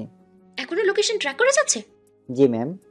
অতঃপর তারা প্রায় 18টা টিম বাহিনী বেরিয়ে পড়ে লোকেশন অনুযায়ী হ্যাকার গোষ্ঠীকে ধরার উদ্দেশ্যে। চলে আসে পঞ্চগড় হাড়িভাষা। সেখানকার পার্শ্ববর্তী একটা গ্রামে লোকেশন অনুযায়ী পৌঁছে যায় টিম বাহিনী। চারদিক দিয়ে এলাকাটাকে ঘিরে ফেলে। লোকেশন অনুযায়ী সে বাড়ির ভেতরে প্রবেশ করে আইন বাহিনী। পুরো বাড়িটাকে সেনা দিয়ে ঘিরে রাখা হয়েছে। অন্যদিকে আইন বাহিনীর এরকম কর্মকাণ্ড দেখে উচ্চ স্বরে হাসছে হ্যাকার গোষ্ঠী। প্রথম 5টা দল দরজা ভেঙে বাড়ির ভেতর প্রবেশ করে। বাড়ির ভেতরটা চারদিক দিয়ে ঘিরে ফেলে কয়েকজন। দরজা ভেঙে ঘরের মধ্যে প্রবেশ করে। অতঃপর চেয়ারে কেউ একজন হেলান দিয়ে বসে আছে, তা দেখে ইন্সপেক্টর জেসমিন বলে ওঠে, হে ইউ, তোমার খেল খতম। অনেক নাচিয়েছো তুমি আমাদেরকে, এখন তোমাকে ছোলাবো ফাঁসির কাঠ করায়। কিন্তু তবুও কোনো সারা শব্দ, নাড়াচড়া কোনো কিছুই নেই। মূর্তির মতো চেয়ারে বসে আছে। এটা দেখে ইন্সপেক্টর জেসমিন গুটি গুটি পায়ে এগিয়ে যায় সেই চেয়ারটির কাছে। পেছন থেকে উল্টো ঘুরিয়ে সবাই হতবাক, কেননা চেয়ারে আছে একটা পুতুল। পুতুলটা দেখে ইন্সপেক্টর জেসমিন চিৎকার দিয়ে বলে ওঠে, ও শিট! আমরা এখানে আসার আগেই মনে হয় সে খবর পেয়ে গেছে, আর তাই সে এখান থেকে দ্রুত পালিয়ে গেছে। পুরো বাড়িটাকে খুব তাড়াতাড়ি খোঁজো এবং কোনো এভিডেন্স পেলে অবশ্যই জানাবে। ইন্সপেক্টর জেসমিনের কথা মতো সবাই বাড়িটাকে তন্ন তন্ন করে সার্চ করতে লেগে যায়। ঠিক কিছুক্ষণ পর হঠাৎ ঘরের মধ্যে থাকা কম্পিউটারের স্ক্রিনে নিচ থেকে ওপেন হয়, আর সেখানে কেউ একজন মাস্ক পরিহিত একজন বলে ওঠে হাসতে হাসতে, কি ইন্সপেক্টর জেসমিন, এত তাড়াতাড়ি হাঁপিয়ে গেলেন? এখনও তো মুভি দেখা বাকি আছে। এটা তো কবে একটা ট্রেলার ছিল। হসপিটালের সকল যাবতীয় ডকুমেন্ট এবং ফাইল আমি জমা দিয়ে দিয়েছি, অর্থাৎ সাইবার ফেরত দিয়েছি। নতুন একটা ফাঁদ পেতেছি বলে ফোনটা ছেড়ে দিলাম। এটা বলার সাথে সাথে আবার কম্পিউটারের স্ক্রিনে নিচ থেকে অফ হয়ে যায়। সফটওয়্যার ইঞ্জিনিয়ার সুমন হাজার চেষ্টা করেও কম্পিউটারগুলো আর অন করতে পারেনি। তারপর ইন্সপেক্টর জেসমিন তার সৈন্যবাহিনী নিয়ে যখনই সেই বাড়ি থেকে গাড়ি করে চলে আসতে যাবে, ঠিক তখনই দেখেন গাড়িগুলো নিচ থেকেই স্টার্ট হয়ে গেছে এবং গাড়িতে ড্রাইভার ছাড়াও গাড়ি নিচ থেকে নিজের মতো চলতে শুরু করেছে। দেখে বোঝা যাচ্ছে গাড়ির কন্ট্রোল যেন অন্য কারো একজনের হাতে। সৈন্যবাহিনী গাড়িগুলোকে থামানোর চেষ্টা করছে, কিন্তু গাড়িগুলো থামার কোনো নামগন্ধই নেই। এটা দেখে ইন্সপেক্টর জেসমিন ও ইঞ্জিনিয়ার সুমন এবং বিভিন্ন সকল অফিসারের মাথা পুরো হ্যাং হয়ে যায়, এবং সাথে সাথে ইন্সপেক্টর জেসমিনের মনে পড়ে যায় ওই হ্যাকার কি বলেছিল। ওই হ্যাকারের বলা কথা মতো এটাই ছিল তার নতুন একটা হ্যাকিংয়ের পদ্ধতি। শুধু যে আইনবাহিনীর গাড়িগুলো হ্যাকার নিজের আয়ত্তে এনেছে তাই নয়, বরং শহরের আনাচে কানাচে, যেখানে সেখানে, গলিতে অলিতে যেখানে যত গাড়ি আছে সব কিছু নিজের কন্ট্রোলে। এ খবর ছড়িয়ে গেছে সারা বাংলাদেশে।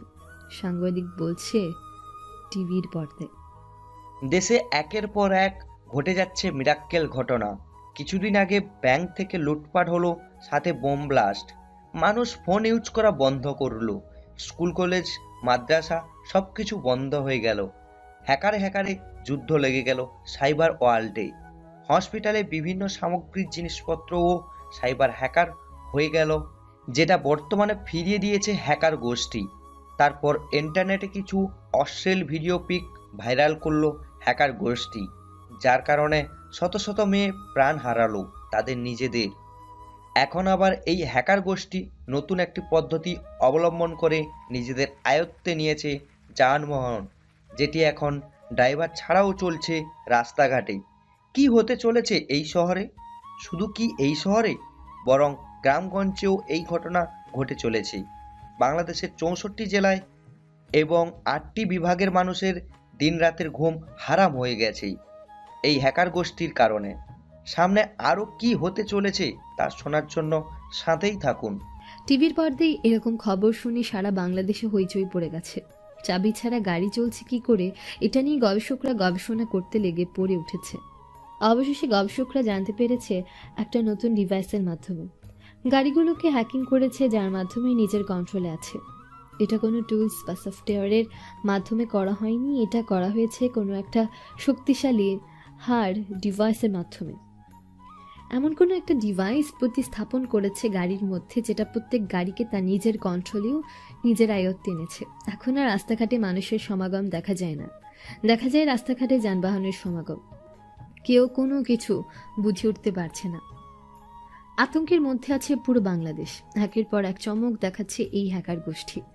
এভাবে দেখতে দেখতে পরের দিনটা কেটে যায়, এভাবে বেশ আরও 2 দিন কেটে যায়। পরিবেশটা আবারও শান্তশিষ্ট হয়েছে।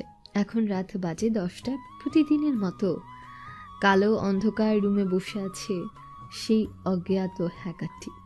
নিজের মতো করে টাইপ করেই চলেছে ওই হ্যাকারটা কম্পিউটারের স্ক্রিনে। ডার্ক ওয়েব নামের একটা অ্যাপ্লিকেশনে স্কেট লোকেশন ট্যাগ করে, ওই গাড়িগুলোর মধ্যে ডিভাইস সেট করে দেয় এবং কালি নিলেক্স ব্যবহার করে গাড়িগুলোকে নিজের দখলে নিয়ে নিয়েছে এবং এগুলো দিয়ে যে কোনো মানুষকে সে নিজের বশে আনতে পারবে খুব সহজে ইলেকট্রিক্যাল ডিভাইস ব্যবহার করে, এবং এই ডিভাইসগুলো ছড়িয়ে দেয় ইন্টারনেটে। মুহূর্তের মধ্যে হাজারো মোবাইলের নোটিফিকেশন চলে যায় যে এই নোটিফিকেশনে ক্লিক করেছে সেই সম্মোহন হয়ে যাচ্ছে। কেননা এই নোটিফিকেশনের ভেতর একটা এমন ভিডিও আছে যেটা একবার দেখলে মানুষ সম্মোহনে পরিণত হয়ে যাবে এবং তাকে হ্যাকার জনগোষ্ঠী তা নিজের মতো করে কন্ট্রোল করতে পারবে। রাত বাজে এখন 1টা। ইন্টারনেটের মাধ্যমে মোবাইলে একটা ভাইরাস প্রবেশ করে, যে ভাইরাসটা দ্বারা যে কোনো জিনিসকে সম্মোহন করা যাবে। মানুষ ওই লিঙ্কটাতে ক্লিক করার সাথে সাথে একটা ভিডিও ওপেন হয় এবং ভিডিওটার মাধ্যমে মানুষের মস্তিষ্ক ওই হ্যাকার গোষ্ঠীর হাতে চলে যায় এবং তারা যেভাবে কন্ট্রোল করবে সেভাবেই সেই সব কিছু কন্ট্রোল হবে। সকালে মানুষের আবার পড়ে যায় কান্নার রোল। পুরো বাংলাদেশ জুড়ে শুধু কান্নার রোলই শোনা যাচ্ছে। কেননা সকালে মানুষ ঘুম থেকে উঠে দেখে কারো স্বামী তো কারো স্ত্রী নিজেই নিজের প্রাণ নেওয়ার চেষ্টা করছে এবং তাদের কষ্টের সম্পদ বাড়ি থেকে লুট হয়ে গেছে। এই খবরটা যেন আবার ছড়িয়ে পড়ে সারা বিশ্ব জুড়ে। সবাই হতাশায় ভুগছে। হাসপাতালি করিডোর, দেশ থেকে শুরু করে হাসপাতালের কেবিন পর্যন্ত মানুষের সমাগম লেগে গেছে। এখনও মানুষ নিজেই নিজের প্রাণ নেওয়ার চেষ্টা করছে। ডাক্তার গবেষণা করে জানতে পেরেছেন যে তাদের মস্তিষ্ক এখন আর নিজের কন্ট্রোলে নেই। কেউ বা কারা তাদের নিজেদের আয়ত্তে চিনিয়েছে তাদের মস্তিষ্ক। শহরে একের পর এক চমক ঘটে যাচ্ছে। মানুষ নিজেই নিজেকে খুন করছে, নিজেই নিজের শরীরে আঘাত করছে, নিজেই নিজের সম্পদ তুলে দিচ্ছে অন্যের হাতে। এটা যে বাংলাদেশের সব মানুষের হচ্ছে সেটা না। লিলিপুট নামের এক ভাইরাস যেটা ছড়িয়ে দিয়েছে ইন্টারনেটের সাইবার ওয়ার্ল্ডে, যার মাধ্যমে বিশ্বের নেট দুনিয়ায় ছড়িয়ে গেছে এই বিষক্রিয়া লিলিপুট নামক ডিভাইসটি, যার মাধ্যমে হ্যাকার গোষ্ঠী সাধারণ মানুষের মস্তিষ্কে প্রবেশ করে তাদেরকে দিয়ে বিভিন্ন কাজ করায় এবং নিজেদের কন্ট্রোলে রাখে। এভাবে 2 দিন ধামাকার মধ্যে কেটে যায় পুরো বাংলাদেশের নেট দুনিয়ার সাইবার ওয়ার্ল্ড। পরিবেশটা আগে থেকেও এবারেও অশান্ত হয়েছে, তবুও যেন সাধারণ মানুষ হয়েছে আতঙ্কে। ইন্সপেক্টর জেসমিন এবং সফটওয়্যার ইঞ্জিনিয়ার সুমন এবং সেই 5 জন কুখ্যাত ইন্টারন্যাশনাল ডার্ক ওয়েবের কুখ্যাত সন্ত্রাসী সবাই উঠে পড়ে লেগেছে হ্যাকার গোষ্ঠীকে ধরার জন্য। বিভিন্ন কৌশল অবলম্বন করেও তার কোনো হদিশ পাচ্ছে না তারা। এভাবে দেখতে দেখতে আরও 2 দিন কেটে যায়। আইনজীবী সাহেব উপর মহল থেকে খুবই প্রেশার ক্রিয়েট করছে আইন বাহিনীর উপরে। মানুষ এখন আগে থেকে একটু চিন্তামুক্ত আছে। কেউ কেউ তাদের জীবিকা নির্বাহের জন্য কাজে বেরিয়েছে, আর কিছু মানুষ চায়ের দোকানে আড্ডা দিচ্ছে, আরও কিছু মানুষ চাকরির জন্য বেরিয়ে পড়েছে জীবিকা নির্বাহ করার জন্য। বাংলাদেশের যেটা জনপ্রিয় ইন্টারনেট হঠাৎ করে সেটা উধাও হয়ে যায়, ফোন কাজ করা বন্ধ করে দেয়, কম্পিউটার পিসি ল্যাপটপ একেবারে অকেজো হয়ে যায়। বড় বড় টিভি চ্যানেলের সার্ভারগুলো একে একে হ্যাকিং হয়ে যাচ্ছে। বিশ্বের সব থেকে বড় টিভি চ্যানেলের নিউজের ডাটা ও সার্ভার ছিল সব একে একে হ্যাক করেছে হ্যাকার গোষ্ঠী। এ ঘটনা ঘটে যাওয়ার পর সাধারণ মানুষ সহ আতঙ্কে রয়েছে পুরো বাংলাদেশ। বাংলাদেশের সকল কাজকর্ম বন্ধ হয়ে গেছে, কারণ নেট ছাড়া পুরো বাংলাদেশ অচল। অচল বিভিন্ন বুদ্ধিজীবী ও আইন ব্যবস্থা পরায়ণ ব্যক্তিগুলো। হাইকোর্ট থেকে শুরু করে হসপিটাল, স্কুল, কলেজ, মাদ্রাসা, বিভিন্ন শিক্ষা প্রতিষ্ঠান, কোম্পানি, ফ্যাক্টরি বন্ধ হয়ে গেছে এই নেট চলে যাওয়ার কারণে। কারণ নেট প্রযুক্তি এমন একটা জিনিস যেটা সারা বিশ্বের ওয়ার্ল্ডের রেকর্ড আছে। যেই নেট ছাড়া ফোন ইউজ করা এবং কম্পিউটার, পিসি, ল্যাপটপ সবই অকেজ। হঠাৎ করে এমন কিছু হ্যাকিং হয়ে যাবে ভাবতে পারিনি কেউ। বিশ্বের সবচেয়ে ট্যালেন্টেড ও পাওয়ারফুল পাসওয়ার্ড দিয়ে রেখেছিল এইসব টিভি চ্যানেলের নিউজ ও নেটওয়ার্কে, যেটা কোনো হ্যাকারের পক্ষে সম্ভব ছিল না হ্যাকিং করা। কিন্তু নেট দুনিয়ার সাইবারই হ্যাক করে ফেলেছে এই হ্যাকার গোষ্ঠী। এভাবে সকাল থেকে শুরু করে বিকেল 4টা বেজে যায়, কিন্তু নেট আসার কোনো নামগন্ধই নেই। দেশের কোটি কোটি টাকা লস হয়ে যাচ্ছে বলে জানাচ্ছে সরকার। বাংলাদেশের হ্যাকাররাও ক্ষেপে গেছে এই হ্যাকারের উপর। সবাই লেগে পড়ে উঠেছে হ্যাকার গোষ্ঠীকে ধ্বংস করার পেছনে, কিন্তু তবুও কোনো কিছু ফেলতে বা মেলাতে পারছে না ওই হ্যাকার গোষ্ঠীর সাথে। যে হ্যাকারই হ্যাকার গোষ্ঠীর সাথে টক্কর বা তার অবস্থান ট্যাগ করতে যাচ্ছে অথবা তার সার্ভারের ভেতর প্রবেশ করতে চাচ্ছে, তারাই হ্যাকিং হয়ে যাচ্ছে। বিভিন্ন আইডি, বিভিন্ন ওয়েবসাইট এবং ফাঁস হয়ে যাচ্ছে তার গোপন তথ্য। হারিয়ে ফেলেছে সে তার পুরো নেট দুনিয়ার সাইবার। তা এখনো হ্যাকার তার সাথে পেরে উঠছে না বা কেউ এগিয়ে যাচ্ছে না নিজেদের সাইবার বাঁচানোর জন্য। এভাবে দেখতে দেখতে 4টা বেজে 5টা বেজে যায়, তবুও নেট আসে না। বিকেল পেরিয়ে সন্ধে হয়, মানুষের হাহাকার শুরু হয়ে গেছে চারদিকে। আগে তো শুধু যে লিঙ্কে ক্লিক করতো তারাই বিপদে পড়তো, কিন্তু এখন পুরো বাংলাদেশ বিপদের মুখে পড়ে গেছে, আছে হুমকির মুখে। এভাবে দেখতে দেখতে রাত 8টা বেজে যায়। মানুষ খাওয়া দাওয়া করে যখন ফ্যামিলির সাথে এই বিষয়ে আলাপ আলোচনা করতে যাবেই, ঠিক তখনই নিজে থেকে বিভিন্ন টিভি, মোবাইল, পিসি, ল্যাপটপ, ইন্টারনেট চলে এমন যাবতীয় সফটওয়্যার নিজে থেকে ওপেন হয়ে যায় এবং পর্দার উপাস থেকে সে হ্যাকার গোষ্ঠীর মধ্যে থেকে টপ হ্যাকার বলে ওঠে, hello everyone, hello ladies and gentleman. আশা করি পুরো বিশ্ববাসী বাংলাদেশ আতঙ্কে আছো ভয়ে। শুধু সবাই একটাই কথা ভাবছো, এই হ্যাকারটাকে। যারা আমায় নিয়ে চিন্তিত, আমি তোমাদেরকে আমার পরিচয়টা দিতে চলে এলাম। আমি হলাম হ্যাকার গোষ্ঠীর টপ হ্যাকার কিং। তো একে একে আমি আমার ট্যালেন্ট ও পাওয়ার দেখিয়ে দিয়েছি এই বিশ্ববাসীকে। তোমাদের জন্য রয়েছে এটি শেষ চমক। এই চমকটি হবে না কোনো হ্যাকিং, হবে না কোনো সাইবার হ্যাক, হবে না কোনো ইন্টারনেট হ্যাক, আর হবে না কোনো টিভি চ্যানেলের নিউজ। তোমাদের জন্য যেটা সর্বশেষ আতঙ্ক অপেক্ষা করছে সেটা হলো মৃত্যু। মৃত্যু। আরে বাংলাদেশবাসী, তোমাদের মৃত্যু না, মৃত্যুটা হচ্ছে আইন বাহিনীর কোন এক ব্যক্তির, যার জন্য তোমরা হুমকির মুখে ছিলে, বিপদের মুখে। তার মৃত্যু হতে চলেছে আজকের রাতে। সো বাংলাদেশে আইনি বাহিনীকে আমি ওপেন চ্যালেঞ্জ করছি যে রাত 12টার পর থেকে শুরু করব আমি আমার ট্যালেন্ট ও পাওয়ার। পুরো গোয়েন্দা বিভাগ থেকে শুরু করে পুরো আইন বাহিনী পারলে খুঁজে বের করো আমাকে। দেখি, কথা দিচ্ছি ইন্টারনেটের প্রযুক্তির অপব্যবহার করব না আমি। তোমাদের কাছে আছে 24 ঘন্টা, পারলে আটকে দেখাও। Good bye. আমাকে টেক করার চেষ্টা না করে আমার ক্রাইমগুলোকে ফলো করো, তবেই তোমরা আমাকে ধরতে পারবে। চলি, টাটা, বাই বাই। এই বলে আবারও সবকিছু নিজে থেকেই অফ হয়েছে। এটা শুনে আবারও বিপদের মুখে ও হুমকির মুখে আতঙ্কে পড়ে বাংলাদেশ। সাধারণ মানুষ তাদের ফোন ইউজ করা বন্ধ করে দিয়েছে পিসি, ল্যাপটপ, কম্পিউটার এবং ইন্টারনেট প্রযুক্তি দিয়েছে বন্ধ করে, বিভিন্ন সার্ভার সংরক্ষণ করে রেখেছে মানুষ। হ্যাকারের এরকম হুমকি শুনিয়ে আতঙ্কে রয়েছে বাকি সব হ্যাকার গোষ্ঠীরা। দেখতে দেখতে রাত 8টা বেজে যায়। ফ্যামিলিগতভাবে সবাই আষ্টেপৃষ্ঠে রয়েছে একসাথে। সার্ভার ওয়ার্ল্ডের হ্যাকাররা ও সাইবার আর্মিগুলো, সাথে গোয়েন্দা, র্যাব, পুলিশ, সেনাবাহিনী, নৌবাহিনী, প্যারা কমান্ডো, স্পেশাল ফোর্স, গোপন বাহিনী সবাই নিজেদের সিকিউরিটি বাড়িয়ে দিয়েছে। সব জায়গাতেই সিসিটিভি ক্যামেরার সাথে পাহারাদার হিসেবে নিয়োগ দিয়েছে অসংখ্য আইন বাহিনী অফিসারদের। সবাই একটাই কথা ভাবছে, হ্যাকার যেহেতু হুমকি দিয়েছে তাই কিছু একটা ঘটবে। দেখতে দেখতে রাত 10টা বেজে যায়। রাস্তা দিয়ে হেঁটে যাচ্ছে গুটি গুটি পায়ে একটা আগন্তুক। তার পরনে আছে সাধারণ জামা কাপড়। দেখতে রোগা পাতলা একটা মেয়ে, তবে দেখতে বেশ স্মার্ট থাকায় লম্বায় 7 ফুট 6 ইঞ্চি হবে হয়তো, যাকে অধিকাংশ গ্রামের লোক টুংলু বাবু বলে ডাকে। হাঁটতে হাঁটতে চলে আসে একটা বাড়ির সামনে। বাড়িটার সামনে প্রায় কয়েকশো আর্মি বাহিনীর মানুষ বাড়িটাকে পাহারা দিচ্ছে। বলতে গেলে তাদের এটা একটা ক্যাম্প। বাড়ির সামনে এতগুলো আর্মি বাহিনী দেখে ছেলেটা বুদ্ধি খাটিয়ে ঝোপের মধ্যে কিছু একটা ছুঁড়ে মারে।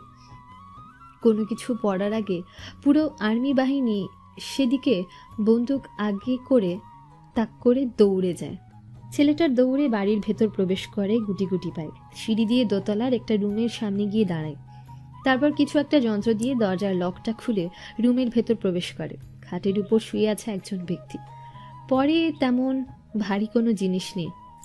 শরীরে দেওয়া আছে পাতলা জালের মতো একটা নাইট ড্রেস, যেটা দিয়ে বোঝা যাচ্ছে শরীরের বিভিন্ন অঙ্গভঙ্গি। এটা দেখে ওই আগন্তুকটা একটা মুচকি হাসি দিয়ে ওই ব্যক্তির মাথার সামনে গিয়ে বসে পড়ে। বিছানায় শুয়ে থাকা ব্যক্তিটি কোনো কিছু বসার টের পেয়ে উঠে দাঁড়ায় এবং চারদিকে মাথা ঘুরিয়ে দেখতে পায় প্রায় একটা ছেলে তার সামনে বসে আছে। তা দেখে মেয়েটা বলে ওঠে, তুই তুই এখানে কি করছিস? তোকে তো সেদিন মানা করে দিয়েছি যে তোর চাকরি হবে না। আরে তোর যা শরীর, তাতে কি এই চাকরি তোর পক্ষে করা সম্ভব? তুলির মুখে এরকম কথা শুনে ওই আগন্তুকটি মুচকি মুচকি হাসতে থাকে। হ্যাঁ, আপনারা ঠিকই ধরেছেন। তুলি নামের মেয়েটা হচ্ছে আর্মি বাহিনীর প্রধান সদস্য, যার দায়িত্ব রয়েছে যোগ্যতা ও সঠিক মানুষকে বিবেচনা করে চাকরিতে জয়েন করার। অতঃপর সে এখন তাকে হাসতে হাসতে বলে ওঠে, ম্যাম, আপনি ভুল করছেন। আজকে আমি চাকরির অ্যাপয়েন্টমেন্ট দিতে আসিনি, এসেছি আপনার সাথে খেলবো বলে। হোয়াট? খেলবে মানে কি? ম্যাম, এত চেতেন কেন? আমি তো আবার মুখে বলি না, প্র্যাকটিক্যালি বোঝায় দেই। তাহলে সো স্টার্ট দ্য গেম। এই বলে সে আগন্তুকটি, ও সরি, সে হচ্ছে সেই সাইবার হ্যাকার যাকে সবাই হ্যাকার কিং বলে চেনে। অতঃপর ছেলেটা তুলি নামের মেয়েটাকে খাটে শুয়ে দিয়ে তার উপর শুয়ে পড়ে। তারপর তার নাইট ড্রেসের ভেতরে হাত ঢুকিয়ে স্লাইড করতে থাকে। এটা দেখে তুলি বলে ওঠে, কি করছোটা কি? তোমার এত বড় সাহস, তুমি একজন অন ডিউটি অফিসারের সাথে অসভ্যতামি করছো? এর শাস্তি কি হতে পারে তুমি জানো? জানি বলে তো আপনার সাথে রাত কাটাতে এসেছি ম্যাম। দেখুন শুধু আপনার সাথে কি কি হয়। এ বলে ছেলেটা তুলির ঠোঁট জোড়া নিজের দখলে নিয়ে নেয়। তুলি চিৎকার করছে, কিন্তু তার চিৎকার বাইরে যাচ্ছে না, কারণ রুমটা ছিল সাউন্ড প্রুফ। এবার সে আগন্তুকটা একে একে তুলির পরনে থাকা সব নাইট ড্রেস ছিঁড়ে ফেলে। উন্মাদ হয়ে ওঠে তার এরকম সেক্সি বডি দেখে। সারা শরীরে উন্মাদের মতো করে ভোগ করতে থাকে আর হাসতে হাসতে বলে ওঠে, কি ম্যাম, এখন সহ্য করতে পারছেন না কেন? শুধু চিৎকার করলে হবে? দেখুন এই চিকনা ছেলেটি কি করতে পারে আপনার সাথে। সেদিন যা অপমান করেছিলেন, আমি চিকন বলে আমি আমার স্বপ্নগুলো পূরণ করতে পারিনি আমার পিতামাতার স্বপ্ন পূরণ করতে, শুধুমাত্র আপনার জন্য। চিকন বলে সেদিন আপনি আমাকে নিয়ে অনেক হাসাহাসি করেছিলেন। আজকে দেখুন এই চিকন ছেলেটা কিভাবে আপনাকে বুক করে। তুলি অনেকভাবেই চেষ্টা করছে তার সাথে পেরিয়ে ওঠার, কিন্তু পারছে না, কেননা তার হাত পা বেঁধে রেখেছে খাটের সাথে।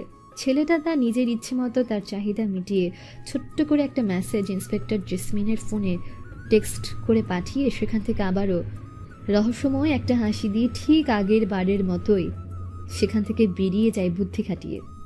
ইন্সপেক্টর জেসমিন টেক্সটটা দেখে একেবারে হতবাক। কিছু মেয়ে কনস্টেবল নিয়ে চলে যায় সেই আর্মি ক্যাম্পে।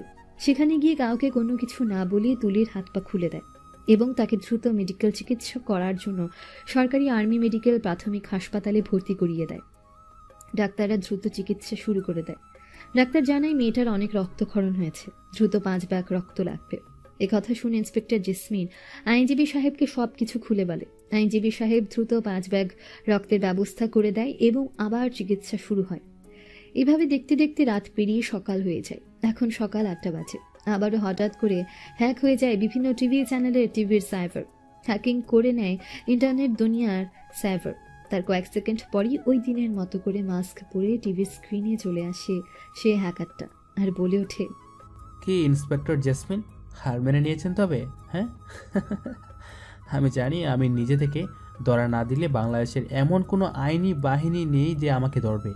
সো দেশে এই 1 মাসে এতগুলো ক্রাইম করেছি যে সাধারণ মানুষ থেকে উচ্চ পদস্থের মানুষগুলোর ভেতরে ভয় ও আতঙ্ক প্রবেশ করেছে। কে এই হ্যাকারটি? দেখার জন্য হাজারো মানুষ অপেক্ষা করছে এই হ্যাকারকে। আর আমিও আমার পাওয়ার দেখিয়ে দিয়েছি সাইবার ওয়ার্ল্ডের একমাত্র রাজা আমি, যার ওপর কোনো বাচ্চা নেই। সো আর দেরি করলাম না, কালকে আমি দেখা করছি বাংলাদেশ আইনি বাহিনীর সাথে, দেখা হচ্ছে হাজারো মানুষের সাথে। সো কালকে আমাকে যদি আপনারা ধরতে চান তাহলে চলে আসবেন ঠাকুরগাঁও বড় মাঠে, সেখানে আমি আত্মসমর্পণ করব আইনের কাছে। So good bye, tata. সেদিনের মতো করে আবার সব কিছু নিজে থেকেই বন্ধ হয়ে যায় হ্যাকি। এই কথা শুনে কারো মাথায় কোনো কিছু ঢুকছে না, কেউ কোনো কিছু বুঝতে পারছে না। হঠাৎ করে এই হ্যাকারের কি হলো যে নিজে থেকেই আত্মসমর্পণ করতে যাচ্ছে আইনের কাছে? সে কি জানে না এতগুলো ক্রাইম করার পরে তাকে ফাঁসি ছাড়া কোনো কিছুই দেবে না সরকার? তবুও সে আইনের কাছে আত্মসমর্পণ করছে কেন? এই কথাগুলো ঘুরপাক খাচ্ছে আইন বাহিনী অসাধারণ মানুষের মাথায়। এভাবে দেখতে দেখতে বিকেল হয়ে যায়। অন্যদিকে তুলিও বেশ সুস্থ হয়ে গেছে। সরকারি অফিসার এবং সরকারি প্রাথমিক চিকিৎসা নেওয়ার কারণে তুলি আগে থেকে বেটার ফিল করছে, তবে কথা বলার ভারসাম্যটুকু এখন তার মধ্যে নেই। এভাবে দেখতে দেখতে দিন পেরিয়ে রাত হয়। রাতে সবাই ভাবছে কি এই হ্যাকার। হাজারো মানুষ দেখার জন্য এখন থেকে ভিড় জমিয়েছে ঠাকুরগাঁও বড় মাঠে। সরকারের অনুমতিতে সরকারি সকল অফিসার চারদিক দিয়ে ঘিরে ফেলে রেখেছে ঠাকুরগাঁও বড় মাঠটাকে। র্যাব, সেনাবাহিনী, পুলিশ, আর্মি, স্পেশাল বাহিনী, প্যারা কমান্ডো নৌবাহিনী, গোপন বাহিনী, বিভিন্ন পদের বিভিন্ন আইন বাহিনী এসে পাহারা বসিয়েছে পুরো ঠাকুরগাঁও মাঠে। আর হ্যাঁ, বলতে ভুলেই গেছি, বাংলাদেশের যতগুলো টিভি চ্যানেল এবং ইউটিউবার রয়েছে এখন থেকে সমাগম লাগিয়ে দিয়েছে ঠাকুরগাঁও বড় মাঠে। আর সাধারণ মানুষের হইচই তো আছে, শুধুমাত্র এই অজ্ঞাত হ্যাকারটিকে দেখার আশায়। কে সেই যে পুরো বাংলাদেশকে কাঁপিয়ে তুলেছে এই এক মাসে। এভাবে দেখতে দেখতে রাত্রি পেরিয়ে সকাল হয়। সকাল 10টা বাজে। হঠাৎ আকাশে দেখতে পায় একটা হেলিকপ্টার উঠছে। হেলিকপ্টারটা সোজা ল্যান্ড করে ঠাকুরগাঁও বড় মাঠে। হেলিকপ্টার থেকে নেমে আসে একটা আগন্তুক, মুখে হ্যাকারের মাস্ক লাগানো। হেলিকপ্টার থেকে কিছুটা সামনে পায়ে হেঁটে আসে দেখতে চিকন চাকন একটা ছেলে, লম্বায় 7 ফুট 2 ইঞ্চি হবে হয়তো। বিভিন্ন ইউটিউবার ও সাংবাদিক, প্রেস মিডিয়া তাদের ক্যামেরাগুলো ধরে আছে সেই হ্যাকারটার দিকে, এবং সাংবাদিক একের পর এক বলে যাচ্ছে তার নিজের মতো করে। চারদিক দিয়ে আইন বাহিনী ঘিরে ফেলে সে হ্যাকারটিকে। প্রায় 8000 সৈন্যবাহিনী ঘিরে রেখেছে এই হ্যাকারটিকে। গুটি গুটি পায়ে এগিয়ে আসে ইন্সপেক্টর জেসমিন সহ পুরো বাহিনী। এবার হ্যাকারটা তার মুখ থেকে মাস্কটা খুলে ফেলে। ছেলেটার মুখটা দেখার সাথে সাথে হাজার হাজার মানুষ হতবাক, কেননা এই তো সেই ছেলে যে কতই না সাধারণ মানুষের উপকার করেছে। এই সেই ছেলে যে এতদিন একের পর এক ক্রাইম করে চলেছে, একের পর এক সাংবাদিক বলে চলেছে তাদের নিজেদের মতো করে। অতঃপর ইন্সপেক্টর জেসমিন বলে ওঠে, সত্যি তুমি অনেক ট্যালেন্টেড ও পাওয়ারফুল একটি ছেলে, তবে আমি এটা বুঝলাম না যে তুমি নিজে থেকেই ধরাটা দিলে কেন? তুমি তো জানতে তোমার ফাঁসি অবধারিত, কারণ তুমি যতগুলো ক্রাইম করেছো তারপর তোমার শাস্তি ছাড়া আর কোনো কিছুই হবে না। ইন্সপেক্টর জেসমিনের মুখের কথা শুনে আগন্তুকটা এবার হাসতে হাসতে বলে ওঠে, হ্যাঁ, আমি জানি যে আমি যা ক্রাইম করেছি সেটা অন্যায় ছিল, যার জন্য আমার ফাঁসি হতে পারে, কিন্তু এসব করতেই আপনারা বাধ্য করেছেন। আমার নাকি কোনো যোগ্যতা নেই, আমার নাকি কোনো পাওয়ার নেই, নেই কোনো ক্ষমতা, আমি নাকি অকর্মার ডেকে, আমি নাকি নিজেই নিজের রক্ষাটা করতে পারবো না, তো দেশকে রক্ষা করবো কীভাবে? তাই নিজের পাওয়ারটা দেখিয়ে দিলাম পুরো বিশ্ববাসীকে। আমি একাই যথেষ্ট পুরো আইনি বাহিনীকে নিজের হাতের মুঠোয় রাখার জন্য। পরিতা না, এটা বলো তুমি এসব কেন করেছো? ইন্সপেক্টর জেসমিনের কথা শুনে চারদিকে একবার মাথা উঠিয়ে ভালো করে তাকিয়ে দেখে অনেক অনেক মানুষ, অনেক অনেক সাংবাদিক, প্রেস মিডিয়ার, সেনাবাহিনী, আর্মি বাহিনী, মানে বাংলাদেশের পুরো আইন বাহিনী যেন এখানে উপস্থিত আছে। এটা দেখে ছেলেটা একটা হাসি দিয়ে বলতে শুরু করে, পঞ্চনগর আমার ডিস্ট্রিক্ট, ওটুয়ারি উপজেলা, ওটুয়ারি থানা। বাজার পেরিয়ে কিছুটা পায়ে হেঁটে গেলেই আমার এলাকা। এই এলাকাতে বাস করতাম আমি ও আমার পরিবার। আমার বাবা একজন আর্মি অফিসার ছিলেন। আমার বাবা সবসময় চাইতেন আমি যেন আর্মি বাহিনীতে যোগ করি এবং দেশ ও দেশবাসীর সেবা করি। আমিও আমার বাবার কথা মতো নিজেকে সেভাবেই প্রস্তুত করছিলাম। হঠাৎ একদিন আমার বাবা যুদ্ধে গিয়ে শহীদ হয়ে যান। মাও এই কথা শুনে স্ট্রোক করে মারা যায়। পরিবারে একা হয়ে পড়ি। বাবার চাকরি ছিল বলে পেনশনের টাকা দিয়ে বেশ ভালোভাবেই আমার দিন পার হচ্ছিল। দেখতে দেখতে আমি বড় হয়ে যাই।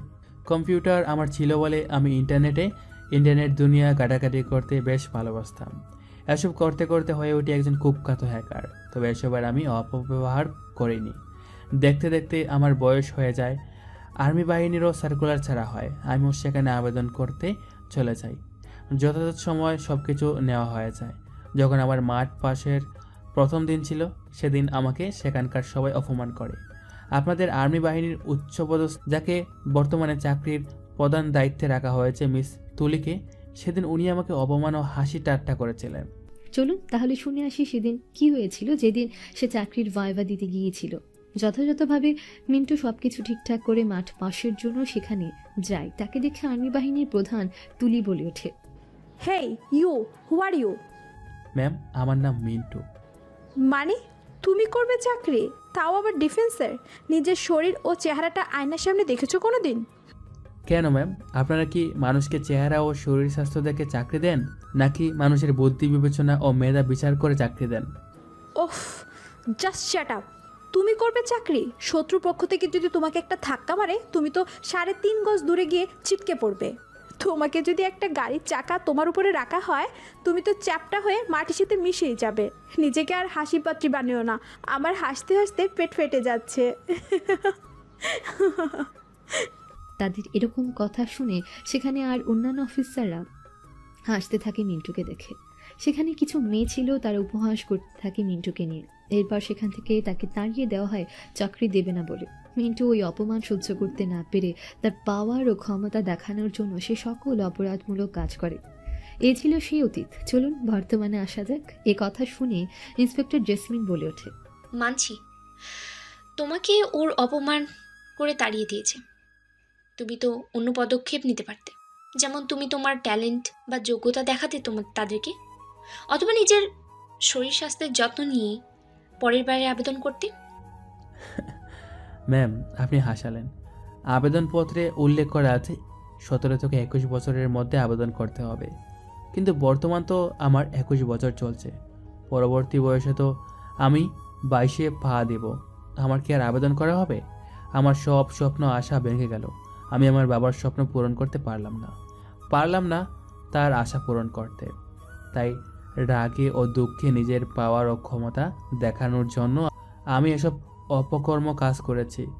সেদিন যদি তারা আমাকে এভাবে অপমান না করে সরাসরিভাবে চাকরি দিত বা আমাকে অন্যভাবে বুঝিয়ে দিত, আমার ভুলগুলো ধরিয়ে দিত, তাহলে হয়তো আজকে এতগুলো ঘটনা ঘটে যেত না। হাজারো মানুষ তাদের প্রাণ হারাতো না, দেশে এরকম বিশৃঙ্খলার সৃষ্টি হতো না। সবটা আপনাদের দোষ। এখন আমাকে যেটা শাস্তি দিবেন আমি সেটা মাথা পেতে নেব। সো কোনো আফসোস নেই আমার। তোমার সাথে যেটা হয়েছে সেটা অন্যায় হয়েছে, কিন্তু তুমিও যেটা করেছো সেটা অন্যায় করেছো। নিজের প্রতিভাকে তুমি খারাপ কাজে লাগিয়েছো, এই জন্য তোমার ফাঁসিও হতে পারে। তোমাকে আমরা গ্রেফতার করলাম। অতঃপর সৈন্যবাহিনী তাকে গ্রেফতার করে নিয়ে আসে জেলখানার ভেতর। এই ছিল ছেলেটার জীবনের কাহিনী। এটা শুনে সাধারণ মানুষ নিজেদের ভুল বুঝতে পারে। আসলে কেউ কারো থেকে কম না। যেমন হাতের 5টা আঙ্গুল সমান নয়, তেমন পৃথিবীর সবগুলো মানুষ একই রকম না। কেউ বৈজ্ঞানিক তো কেউ লেখক, কেউ চাকরিজীবী তো কেউ কৃষক। এটাই বাস্তবতা। তাই আমাদের উচিত কাউকে কখনো যোগ্যতা নিয়ে গালি দেওয়া বা তাকে নিয়ে হাসাহাসি ঠাট্টা করা উচিত না। কারণ কার ভেতরে কোন প্রতিভা লুকিয়ে আছে সেটা সে ছাড়া কেউ জানে না। কিছুদিন পর তাকে কোর্টে তোলা হয়। কোর্টে রায় ঘোষণা করা হয় তাকে 6 মাসের সশ্রম কারাদণ্ডে দণ্ডিত করা হয়েছে।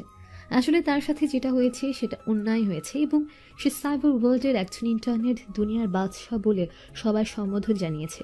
তাই তাকে 6 মাসের সশ্রম কারাদণ্ডে দণ্ডিত করা হয়েছে এবং আর্মি সাইবার কমান্ডের প্রধান বুদ্ধিজীবী হিসেবে চাকরিতে নিয়োগ দেওয়া হয়েছে।